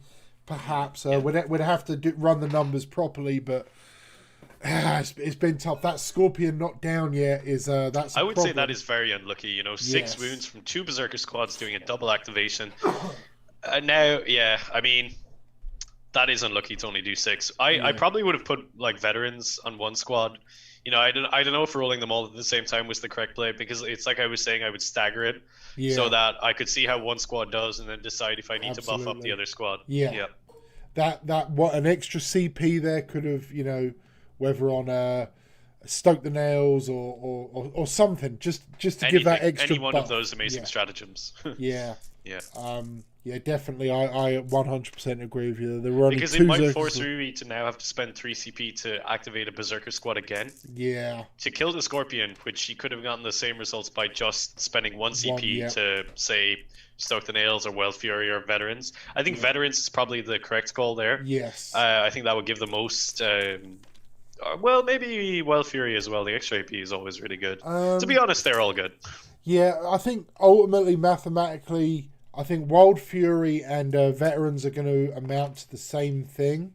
It would be, and I rate them higher than Stoke the Nails, unless you're against Imperium, because exploding 6s is is just a bit too swingy. Of course, statistically, it's the extra hits is the same as an extra AP for the 17% modifier, but you can just roll no sixes, if you know what I mean. Yep. Whereas Yep. if your all your wounds will go through with the additional AP or with the +1 to wound, so it's there as like the third choice as far as I'm concerned. Zerkers whip the Raptors. Oh, that's interesting. Down in the bottom left quadrant, Kid Zerkers took out Ruby's Raptors. That's not good for Ruby. No, not at all. Not at all. Yeah. So presumably that was Kid's first activation of a non-charging unit, I have to assume. Yeah, I would assume so. Yeah, that gives Kid really good control of this kind of section of the board. I mean, overall, the map control is really good on Kid's front, which is, I think, really helping him capitalize on this game. He's playing a very good game. You know, he's making the right moves where he needs to, and that Scorpion is just staying alive when it really needs to stay alive, which is really helping him out. Yeah, and let's just saying that, I mean, at the moment, I don't want to discount Ruby at all because Ruby's a strong player. She knows what she's doing. She is on the back foot, and she didn't get first turn, which I kind of predicted would be important just for building momentum. But that does leave the red path currently looking in the stronger position. Okay. Well, you say that, Jamie, but just in from Fratis, that was actually Ruby's Berserkers who killed the Raptors. So Ruby has the bottom quadrant. Yeah, so that's a mistake on our part. Yeah. Okay. So that's actually, that is really important because that will give Ruby that quarter for engage on all fronts. Yeah. Which keeps her scoring those points. You know, obviously every little helps with the secondaries and stuff. Let's go. You know, while there might be a lot of murder going on and Ruby might be losing like a bunch of units, scoring the points is really the main thing, you know. So taking out those Zerkers is really good. And it's literally like we said, you know, a squad of Raptors will easily take out a squad of Berserkers. Yeah.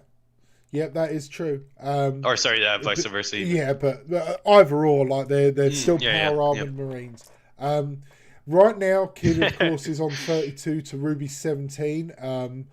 But we've still got to get the scores in from Ruby's turn. She's going to squeeze up a little bit there, I'm sure.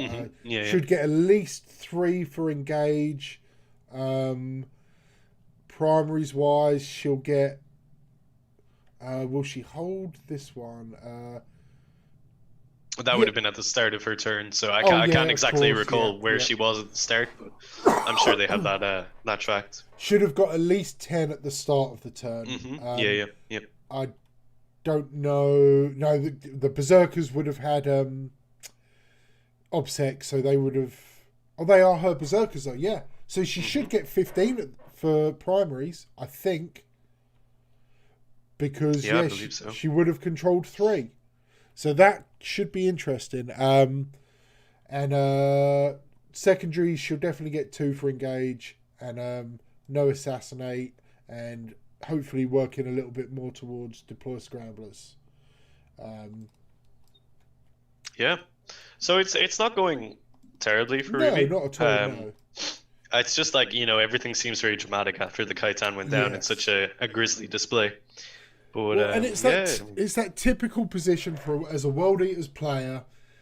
Often we're in this position. We've had a lot chewed up early on in the first couple turns, and you know it feels like we're on the back foot, but we still have there's still play. There's still stuff for Ruby to do.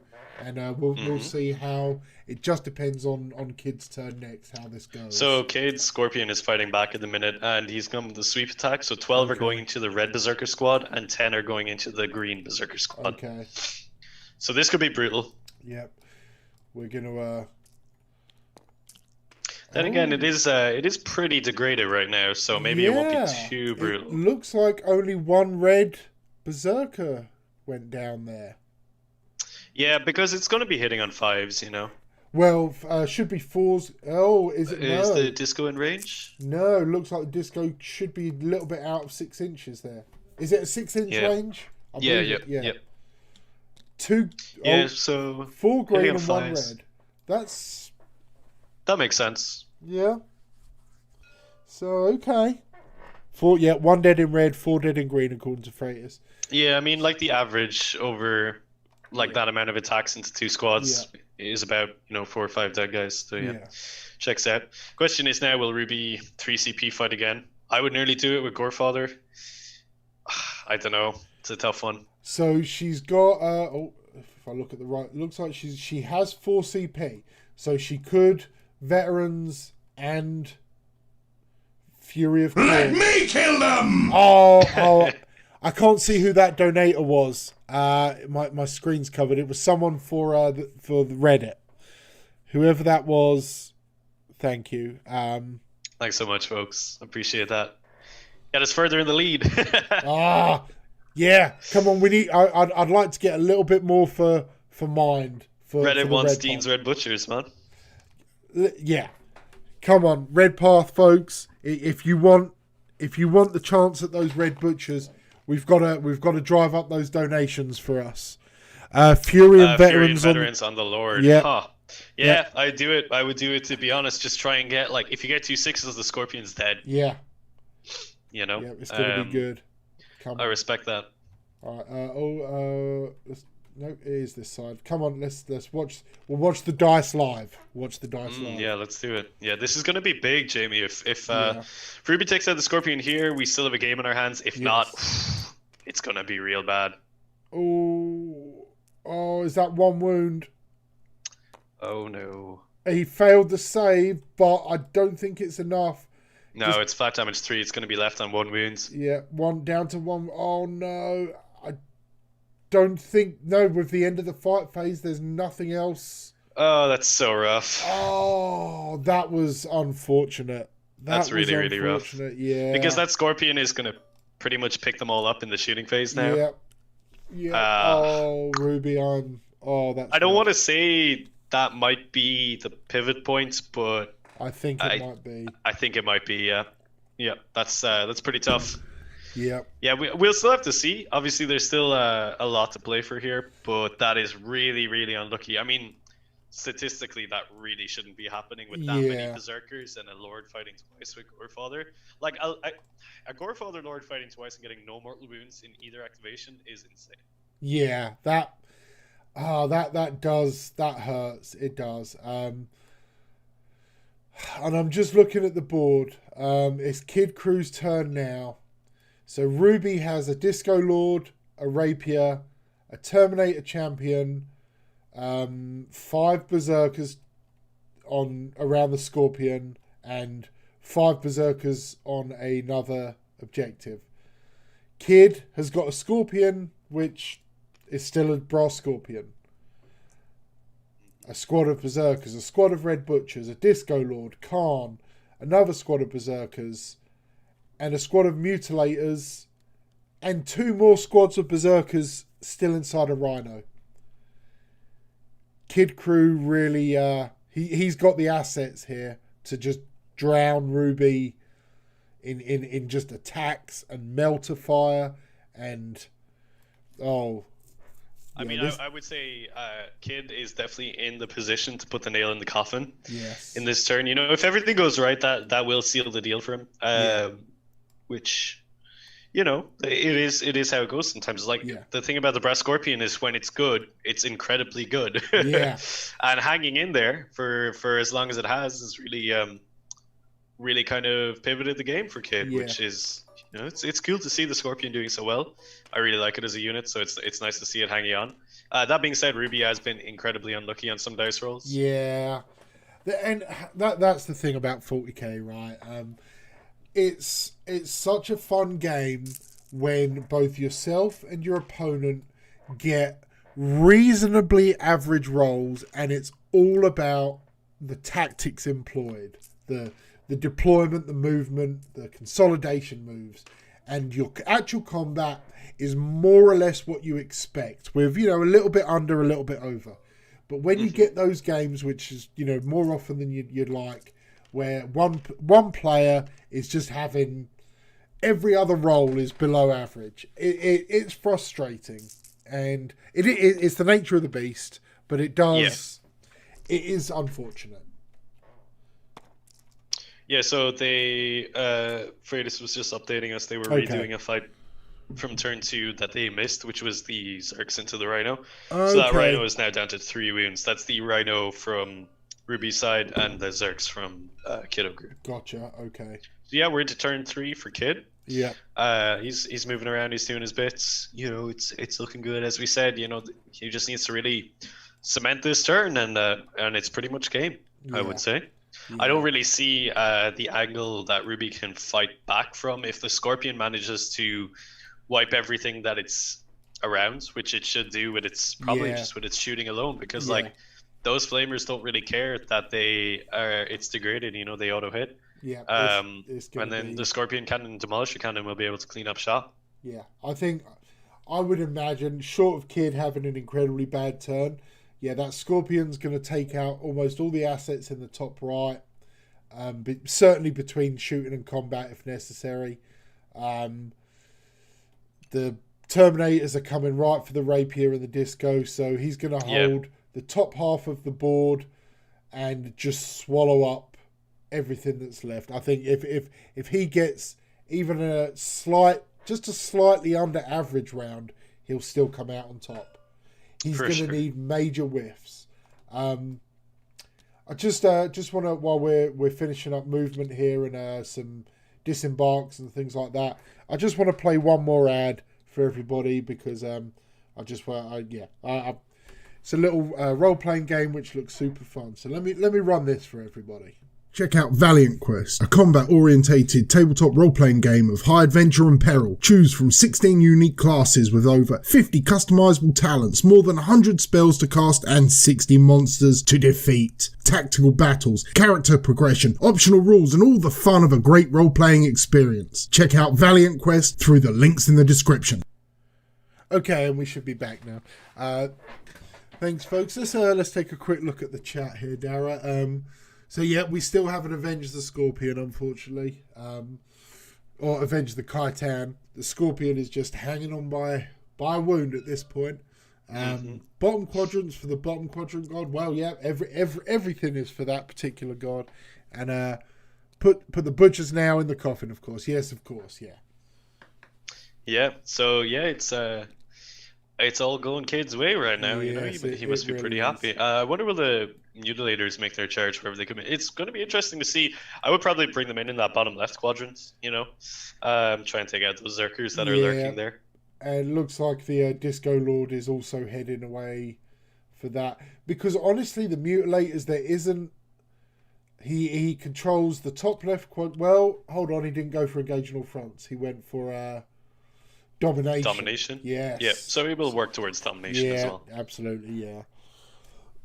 Excuse me. Looking look, we've seen like the last game we commentated, we had swings and roundabouts all the time, and Mutilators look to be coming in. Well, I don't know, hasn't quite decided yet, to support the Terminators apparently. I'm not sure. Yeah. Interesting. I mean, I suppose the Discordant could potentially just flame those Berserkers to death if he gets the rage. I don't know if the Terminators necessarily need support. Not at this point in the game. Oh, the Mutilators are deploying Scramblers. Okay. That makes sense. Yep, there we go. Of course. Yep, rack up those points. Yep. Yeah, at this point, like, Kid doesn't need the Mutilators for damage output, so he can literally just dump them there and deploy Scramblers with them. Like, I respect that play. I think it's quite smart. He's positioning for the coup d'etat now. We're going to get the killing stroke, I think, is about to occur. I will say Ruby has fought very well. She got fairly unlucky, as we talked about, and it happens. We wish it didn't, but she played well. Maybe made a couple of errors, but I don't think any errors she did make, I do not think were the reason for the kind of the steamroll, as we said. That Scorpion hanging on and the Khitan going down so quick, with them both being approximately 20-25% of the lists points wise. I think that's what's kind of clinched it for Yeah, Kid I would say at the like moment. the only like really, I suppose, like important misplay was, like we were saying about the Terminators being Yeah. up against the wall. Yeah. Because like if they weren't there, those Terminators were charging the Scorpion in the next turn and probably bringing it down. Well, obviously, definitely bringing it down considering what else went into it. Yeah. So you can see how like that actually makes a big difference. But like we were saying, it's like one of those rules that's like really hard to remember until it works against you, and then you're like, oh, I have messed up. Yeah. Yeah, definitely. Well, look, you know what? We've got to look at it like this. Reddit is almost certainly at this point going to take the victory for raising the most money, and therefore anyone who's donated to One Up on Cancer, and anyone who does donate until the end of the stream, at the moment is looking like they're going to be entered into the prize draw for winning the Red Butchers painted by Dean at Berserk Painting. Now, of course, folks, I still would appreciate, let's try and bring up mind.org.uk up, but in the same way that I think we're getting close to having to accept the probable victory of Kid0Krew on the tabletop, I think Reddit is going to win the charity drive here. And interestingly, sorry to go for it there, Jamie. All the Scorpion's shots are going into the Terminator Lord. Oh, that Lord is going to be turned into paste. Well, yeah, but if Ruby's luck swings and she holds some 4-ups... But the Berserkers are going to activate before the Scorpion. Dude. Yes. We could still see that Scorpion explosion, which at this point is all I care about. I want the Scorpion to explode. Yeah, I understand. Okay, so maybe I spoke a bit too soon there. But, once again, anyone in the chat, links are in the description to donate to either charity, and would really appreciate it if you could donate, spare $1 here or there. That'd be great. But yeah, so okay, that is an interesting play. And sorry, Jamie, do you know when exactly the draw will be for picking the winner for the Red Butcher? Yes. So I am hoping, if depending on how long this game goes on, when the game is over, I'm gonna have to run upstairs, maybe take a 5-minute break. Then I'm hoping to come down and then do the draw still on the stream. Okay, awesome. Like basically, I just need to fill up my water, but I don't want to go just yet. But my throat's getting a bit parched. My voice is slowly starting to fade. Yeah, it's it's surprisingly draining doing these live streams, because we constantly have to be talking. We can't, if we're having a like one of our chats for like a video or something, we can pause if we need to. I can edit that afterwards. But for these, one of us needs to be talking to keep everyone engaged and make sure that we're all up to speed as best as possible. Oh, Dead Lord. So yeah, yeah, I like that the chat is getting behind the Avenge the Kaitan. Yeah. Hashtag Avenge Kaitan. Yeah, definitely. But yeah, Lord was turned into slag, which is expected when you have a Demolisher Cannon, Scorpion Cannon, and 2 Hellmaw Flamers going into. So the Disco Lord is now going into the Zerkers in the bottom quarter, but he whiffed. That's also really interesting. Yeah. Huh. This is not the turn that Kid wants. No, it's the Terminators are about to do something. Okay, well they will melt. Now if the Terminators whiff, it's not really going to matter because they will just charge the Discordants. Yeah. But still. Yeah, this. Okay. All right. Let's see how this goes. I mean. So the butchers are all going to the Discordants. Yeah. Makes sense. Yeah, just clear him and then charge. Who dies first? Oh yes. Full 00 $5. Thank you. Awesome. Appreciate it. Thanks so much, dude. All right. Well, let's do a bit of let's honor that with this reminder. Donate to charity, meatbag. There we go. Okay, so thank you for the donate. Thank you to everyone who has donated. So, Disco's gone as predicted, but thank you to everyone who has donated to either charity at this point. Really appreciate it. All right, we're in the charge phase. Already, Discordant melted. No surprises. Yeah, and Rapier is going to be the target of the Red Butchers. Absolutely. Kids charge phase. Let's see what else we've got going on here. Not really a huge amount else that probably Yeah. will be engaging in this charge phase because a lot of kids' assets are already tied up in combat. Yeah, he does have. Let's zoom in here. So we've got a squad of rubies berserkers over here in the bottom right ruins, and a squad of kids, which I believe are outside currently charging right now, or should be because they look to be outside an inch. So I don't think they're in combat. So yeah. Disco made Discord it making a into charge the into the Berserkers now. Yep, there we go. Yep. So probably the end for them, but let's look at the CP here. Ruby's on 0 CP, so yeah, she's unfortunately won't be able to do any interrupts, which is a shame, but yeah, she got unlucky in the last turn. But the red squad of berserkers will fight before the Scorpion, assuming she plays it that way. So yeah, I mean that's the correct play, right? You pick the 4-man squad. You hope you can just strip that last wound. yeah. Now they will have a greatly reduced amount of attacks, but like all it will take is just one going through. Yeah, it's wait, 4 wounds on the Scorpion. Oh, the regeneration and the warp smith healing it probably. Oh, the warp smith. Of course, yeah. Right. Yeah, it's gonna be tough. We'll see what happens. Oh, there's the warp smith. Okay, yep, that'll be why. Oh, yeah. So yeah, there's Kid Zerkers have also charged Rubies, Raptors, and Zerkers. Okay, yeah. Right, Kid on cleanup duty. Yep, he's taking care of business here. Man, I still want the Scorpion explosion. That's all I want. Make it happen. Yeah. Oh, if the Scorpion somehow manages to survive. Oh, Khan just charged against the Terminator champion. Here we go. Oh my god, it's Khan from the top rope with the Butcher's elbow! There we go. Khan into the Red Butcher champion from the top rope. Okay. Yeah, if this fight phase, let's swing over so we can see some of these dice rolls. Here we go.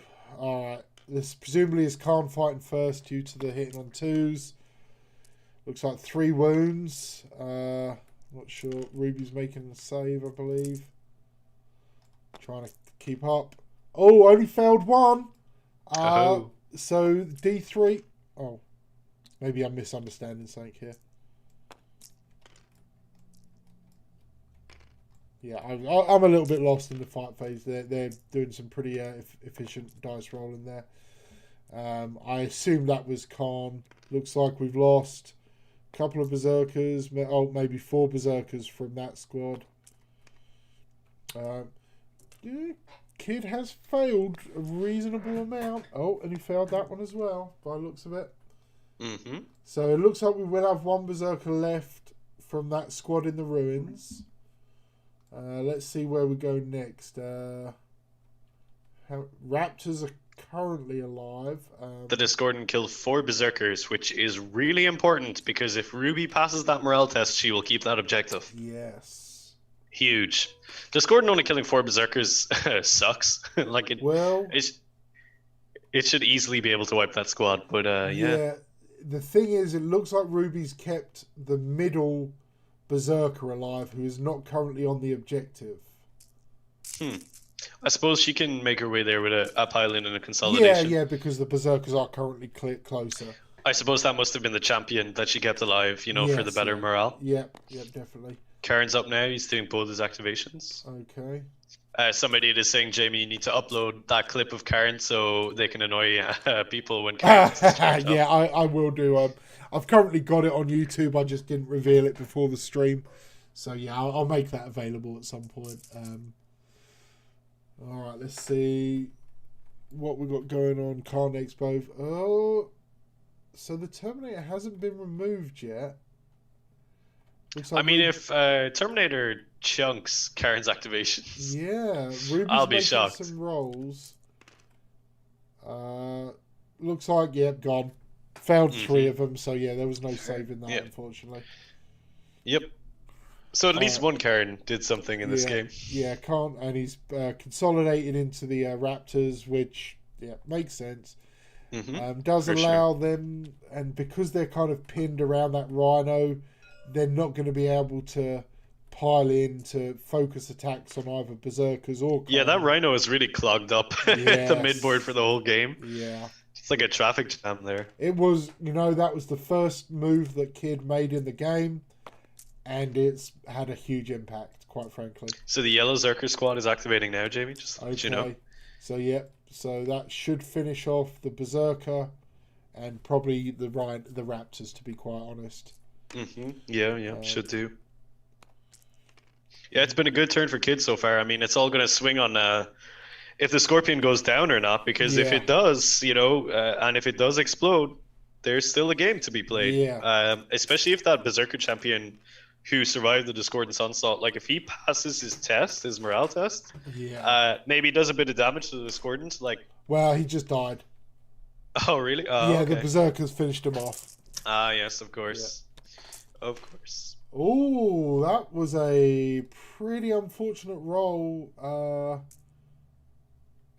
for, I presume this is on the Raptors.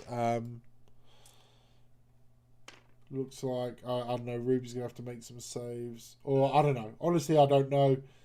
Everything's dying. Everything's attacking. Yeah, looks like the Raptors are... A lot of blood is being spilled. Yeah. We'll need Brady to update this map afterwards, so it's the version with the blood river in the middle instead of the lava one. I can do that. All I do is just put the asset in MS Paint and just cover it in red. That's it. That's it. Don't even need the asset. I'll just make a red JPEG file. That's all. Sounds good. But there's been absolute carnage, and you know what? This has kind of gone as we talked about last week, Dara, where we were discussing how it would go. It has come down to which Lord of War fell first, and controlling the center of the board, which is exactly what you expect in a World Eaters game. Doubly so when both players are World Eaters. The Scorpion dominating the top right through some lucky dice, or some unlucky dice from Ruby, I guess we'd say, has proven, taking out the Khitan and holding that top quadrant seems to have given Kid an almost insurmountable, which we're about to find out, advantage, because it looks like we've got Ruby's Zerker attacks. Here we go. Yeah, so in that passage of combat there, so the Ruby's white squad was killed, the Raptors were killed, the Butchers killed the Carrier. Yeah. Now it's really down to the Scorpion if it can go down or not. Yeah. But as Games Fan is pointing out, Khorne indeed is the real winner of the match. And let us know in the comments, which in the combat section. Is in the combat section, yeah. Let us know if how the game's been going for you, if you're enjoying it, if there's anything you'd like from myself or from Dara as well. Anything you want to see, because I do want to make TTS, certainly commentating TTS games, more of a thing on the channel, and I am actually gearing up to play some TTS with patrons. So anything that can be done to improve this, let us know. And here we go. Looks like Ruby's rolling off. Who am I supposed to commentate with if you're playing those games, Jamie? Well, look, if you get TTS, Dara, we can commentate and play. How about that? True. I think people would like to see that game as well. I think it would be quite an interesting game. You know, I will literally just bring... I wonder what's the max amount of Hellblades I can get. Yeah. I think I would try and bring... Let me see. Can you get one flyer or two in a patrol? I think it's just one. So you can only bring three per data sheet, mate. Oh, yeah, okay. So I'll bring the Hell Talon as well in that case. Oh, my God. All right. 3 Hellblades and 3 Hell Talons. I didn't set up a meme for that one, so... only one wound from the Zerkers and the Scorpion. There we go. I think... Story of the game, man. Yeah. Well, they'll still have another activation. That is true. It's not over. If they survive the Scorpion. But they definitely could. The Scorpion's still really degraded. Yeah, and the Disco is certainly out of range. Khan is out of range. There's no buffs here unless a Kid puts a Demon Forge or something on.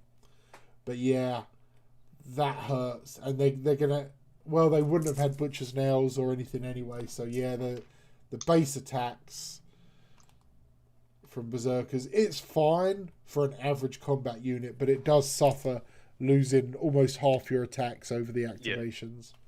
Yeah, absolutely.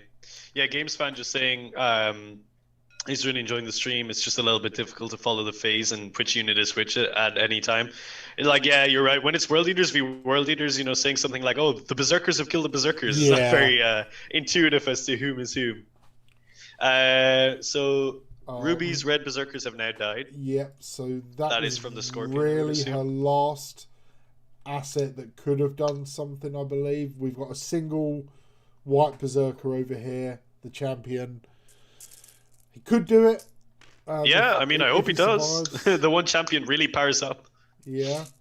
Well, what's... Not sure. Just watching the dice here. And just to... what? Come on, what happened? What happened? Someone failed something. I don't know if it's the Berserker or... Alright, well, just sure, to go on Fratis will update us in just a moment. It's great, a bit difficult to follow. Yeah, we're the phases. So we've got Fratis in the chat doing a table bossing for us, which has made an improvement in this game over the last game. We will always try and improve more, of course. Commentary is great, but yeah, sometimes it's hard to see who's who and at what stage. Yeah, this I will definitely look into some see if there's an overlay or something I can improve on. Yeah, being able to get overlays would be great for our next one, where it shows the turn, victory points, and command points. I can. It's something we can definitely look into. I can do it. I just need to find out a way to do it right, I think. So the Scorpion has lived again. Fratis has informed us, which is that's it. You know, that's big. Yeah. An overlay with VP and CP would help for future games, and a reminder of whose turn it is. I completely agree, Rob, and it looks like and yeah, Fratis said he's tried to vary this colour. Yeah, there's very little we can do, but Fratis is doing a great job in keeping us using the best information or the best stuff we can from TTS. The overlay, I will definitely try and work on that. The only issue I've got is trying to wield the camera in the game would make it difficult. I will think about that. I will work on that for the next stream to try and get a cool overlay, and I know it's possible. I probably need to invest in a proper stream deck, which is a piece of hardware to run macros and stuff. But that is definitely stuff I can look for the next kind of streams to get a good overlay for you folks. So the basic information is on screen, and you're not relying on us to sort of relay everything. Oh, the rhino next to the Scorpion has exploded. Oh, please do the mortal wounds to kill the Scorpion. Scorpion's gone! It's gone! Oh, I love it. Let's go. Is the Scorpion going to explode? Explodes. Is it? Please. Come on, please. Where's the dice? I've got to watch the dice. Here it did not explode. The Scorpion did not explode. Boo. That's so funny that like after everything they threw into it, the Scorpion dies from a stupid explosion. It does. I mean, everything here. So we've got those are vengeance kids. For the Kaitan though. Vengeance. For the Kaitan. Vengeance achieved. Okay. It's such a typical, right? Like our games are always focused on an important explosion. Yeah, it's brilliant. Avenge the Kaitan. The Kaitan has been avenged. Like this battlefield. Just imagine. Let's step back from the hard, winning competitive nature of it. Imagine this actual battlefield narratively. We've got a smoking Kaitan, burning, smoking, and then not 100 meters away, this nuclear explosion of this giant brass Scorpion just detonating, setting like this green whoop-hued miasma across the battlefield, and what we've got left is the remnants of Kid's warband, corn frothing at the mouth in the middle of the battlefield, and over here, by the looks of it, the remaining 5 Berserkers from the almost defeated warband, standing in the rubble, just waiting, and they're just standing there. They don't care. They are just saying, "Bring it, come and get me." It's such a great visual, I think. Games fan capturing it perfectly. From the top rope comes the rhino. Oh, I'm going to get that animation ready for the next one, because it's always rhinos that explode for us. Okay. This just in. So Ruby has conceded, unfortunately, at the top of turn 3. Very understandable. But yeah, look, it was a whopper of a game. Yeah. Yeah. Three turn game in the end. But yeah, wow, what a game. Yeah, that was exceptional. Okay, apologies, folks. I have to do this in post editing. So I had some technical glitches whilst recording this part of the stream, just because of some things going on. Hadn't had my OBS set up quite correctly, but as you can see on the screen, Fair Rarity ended up being the winner of the Red Butchers, and I've emailed them to hopefully get in contact so we can get those Red Butchers sent over to you. So Fair Rarity, check your email, the email that you use to donate with, and we will get your address and get that prize off to you. So I just want to also take this opportunity to thank everyone, the players, Ruby and Kid0Krew, and Fratis for table bossing, and Brady for building the awesome map, Dara for co-hosting, and everyone who tuned in, everyone who donated, anyone who was part of this at any stage. So I just want to thank you all. But yeah, we raised a tremendous amount of money, ended up being about $660 altogether. The mined donations are listed in pounds on the screen right now, but the total is about $660 US. But yeah, so congrats to Fair Rarity. Obviously, we'll get in contact with them in due course. And yeah, just going back on the chat there, Rob S, just thank you for the commentary, saying we have pretty good chemistry, even though we've ever chatted via computer screen. Yeah, he's right. We've never met up. Hopefully, we'll see about next year. We might get a tournament game going at some point. Might meet up at the LVO. Who knows? Oh yeah, be great. Be great to. I don't know. I mean, I'm fully intending on coming back to the UK probably next year, 2022. So that'll also be on the table. Yeah. All right. So yeah, I can be heard. Definitely thanks everyone in the comments in the comment section for chatting with us. And but yeah, thanks so much everyone for hanging out with us, having a good time. I hope it was enjoyable for you as much as it was enjoyable for us. I apologize. Sorry, go ahead. No, we're going. I was just saying we had a blast. It was really fun for myself anyway, and hopefully for the players, and big shout out to everyone who was involved in the process, from whichever group you were in. Maybe you were helping build lists or helping build a board, like in Brady's case, or paint the models from Dean. It was a big collaborative effort, and huge effort. Huge praise is definitely deserved for everyone involved. Yeah, and again, thank everyone for tuning in, for watching, for donating. If you were involved in this process at any point, at any stage, just want to thank you all. And I do apologise for the technical glitches, definitely at the end when I was trying to announce. As I've been very open about, and for anyone that will listen, I'm technically not quite where I need to be for doing streams, but every time just gets a little bit better. Eventually it will go off flawlessly, but we're not quite there yet. But so just to clarify, Fair Rarity won the Red Butchers. I will be emailing them once this is over with, and we'll get them shipped to that person. But again, thank you, Dara. Is there anything you want to close out with? I think you've covered a lot of it, Jimmy. I'm really happy with how it went. I hope the hype was worth it for everyone. It was a while building up to this event, and I know a lot of work went in to make it happen. I'm just really proud of how much money that both groups raised, and it was just a really, really fun time. And hopefully there'll be more stuff in the future that we'll get to working on. Yeah, there's a lot of stuff in the background. I'm not mentioning. I know I've talked to you about it, Dara, but yeah, anyone subscribing to the channel, involved in World Eaters in any way, we got some cool stuff coming up. But for sure. For now, I want to wrap it up because I think it's about 10 till 4 here, and I know it's late for you, probably late for Ruby certainly, and early for others. So let's wrap it up, folks. Thanks for tuning in. Thanks for watching.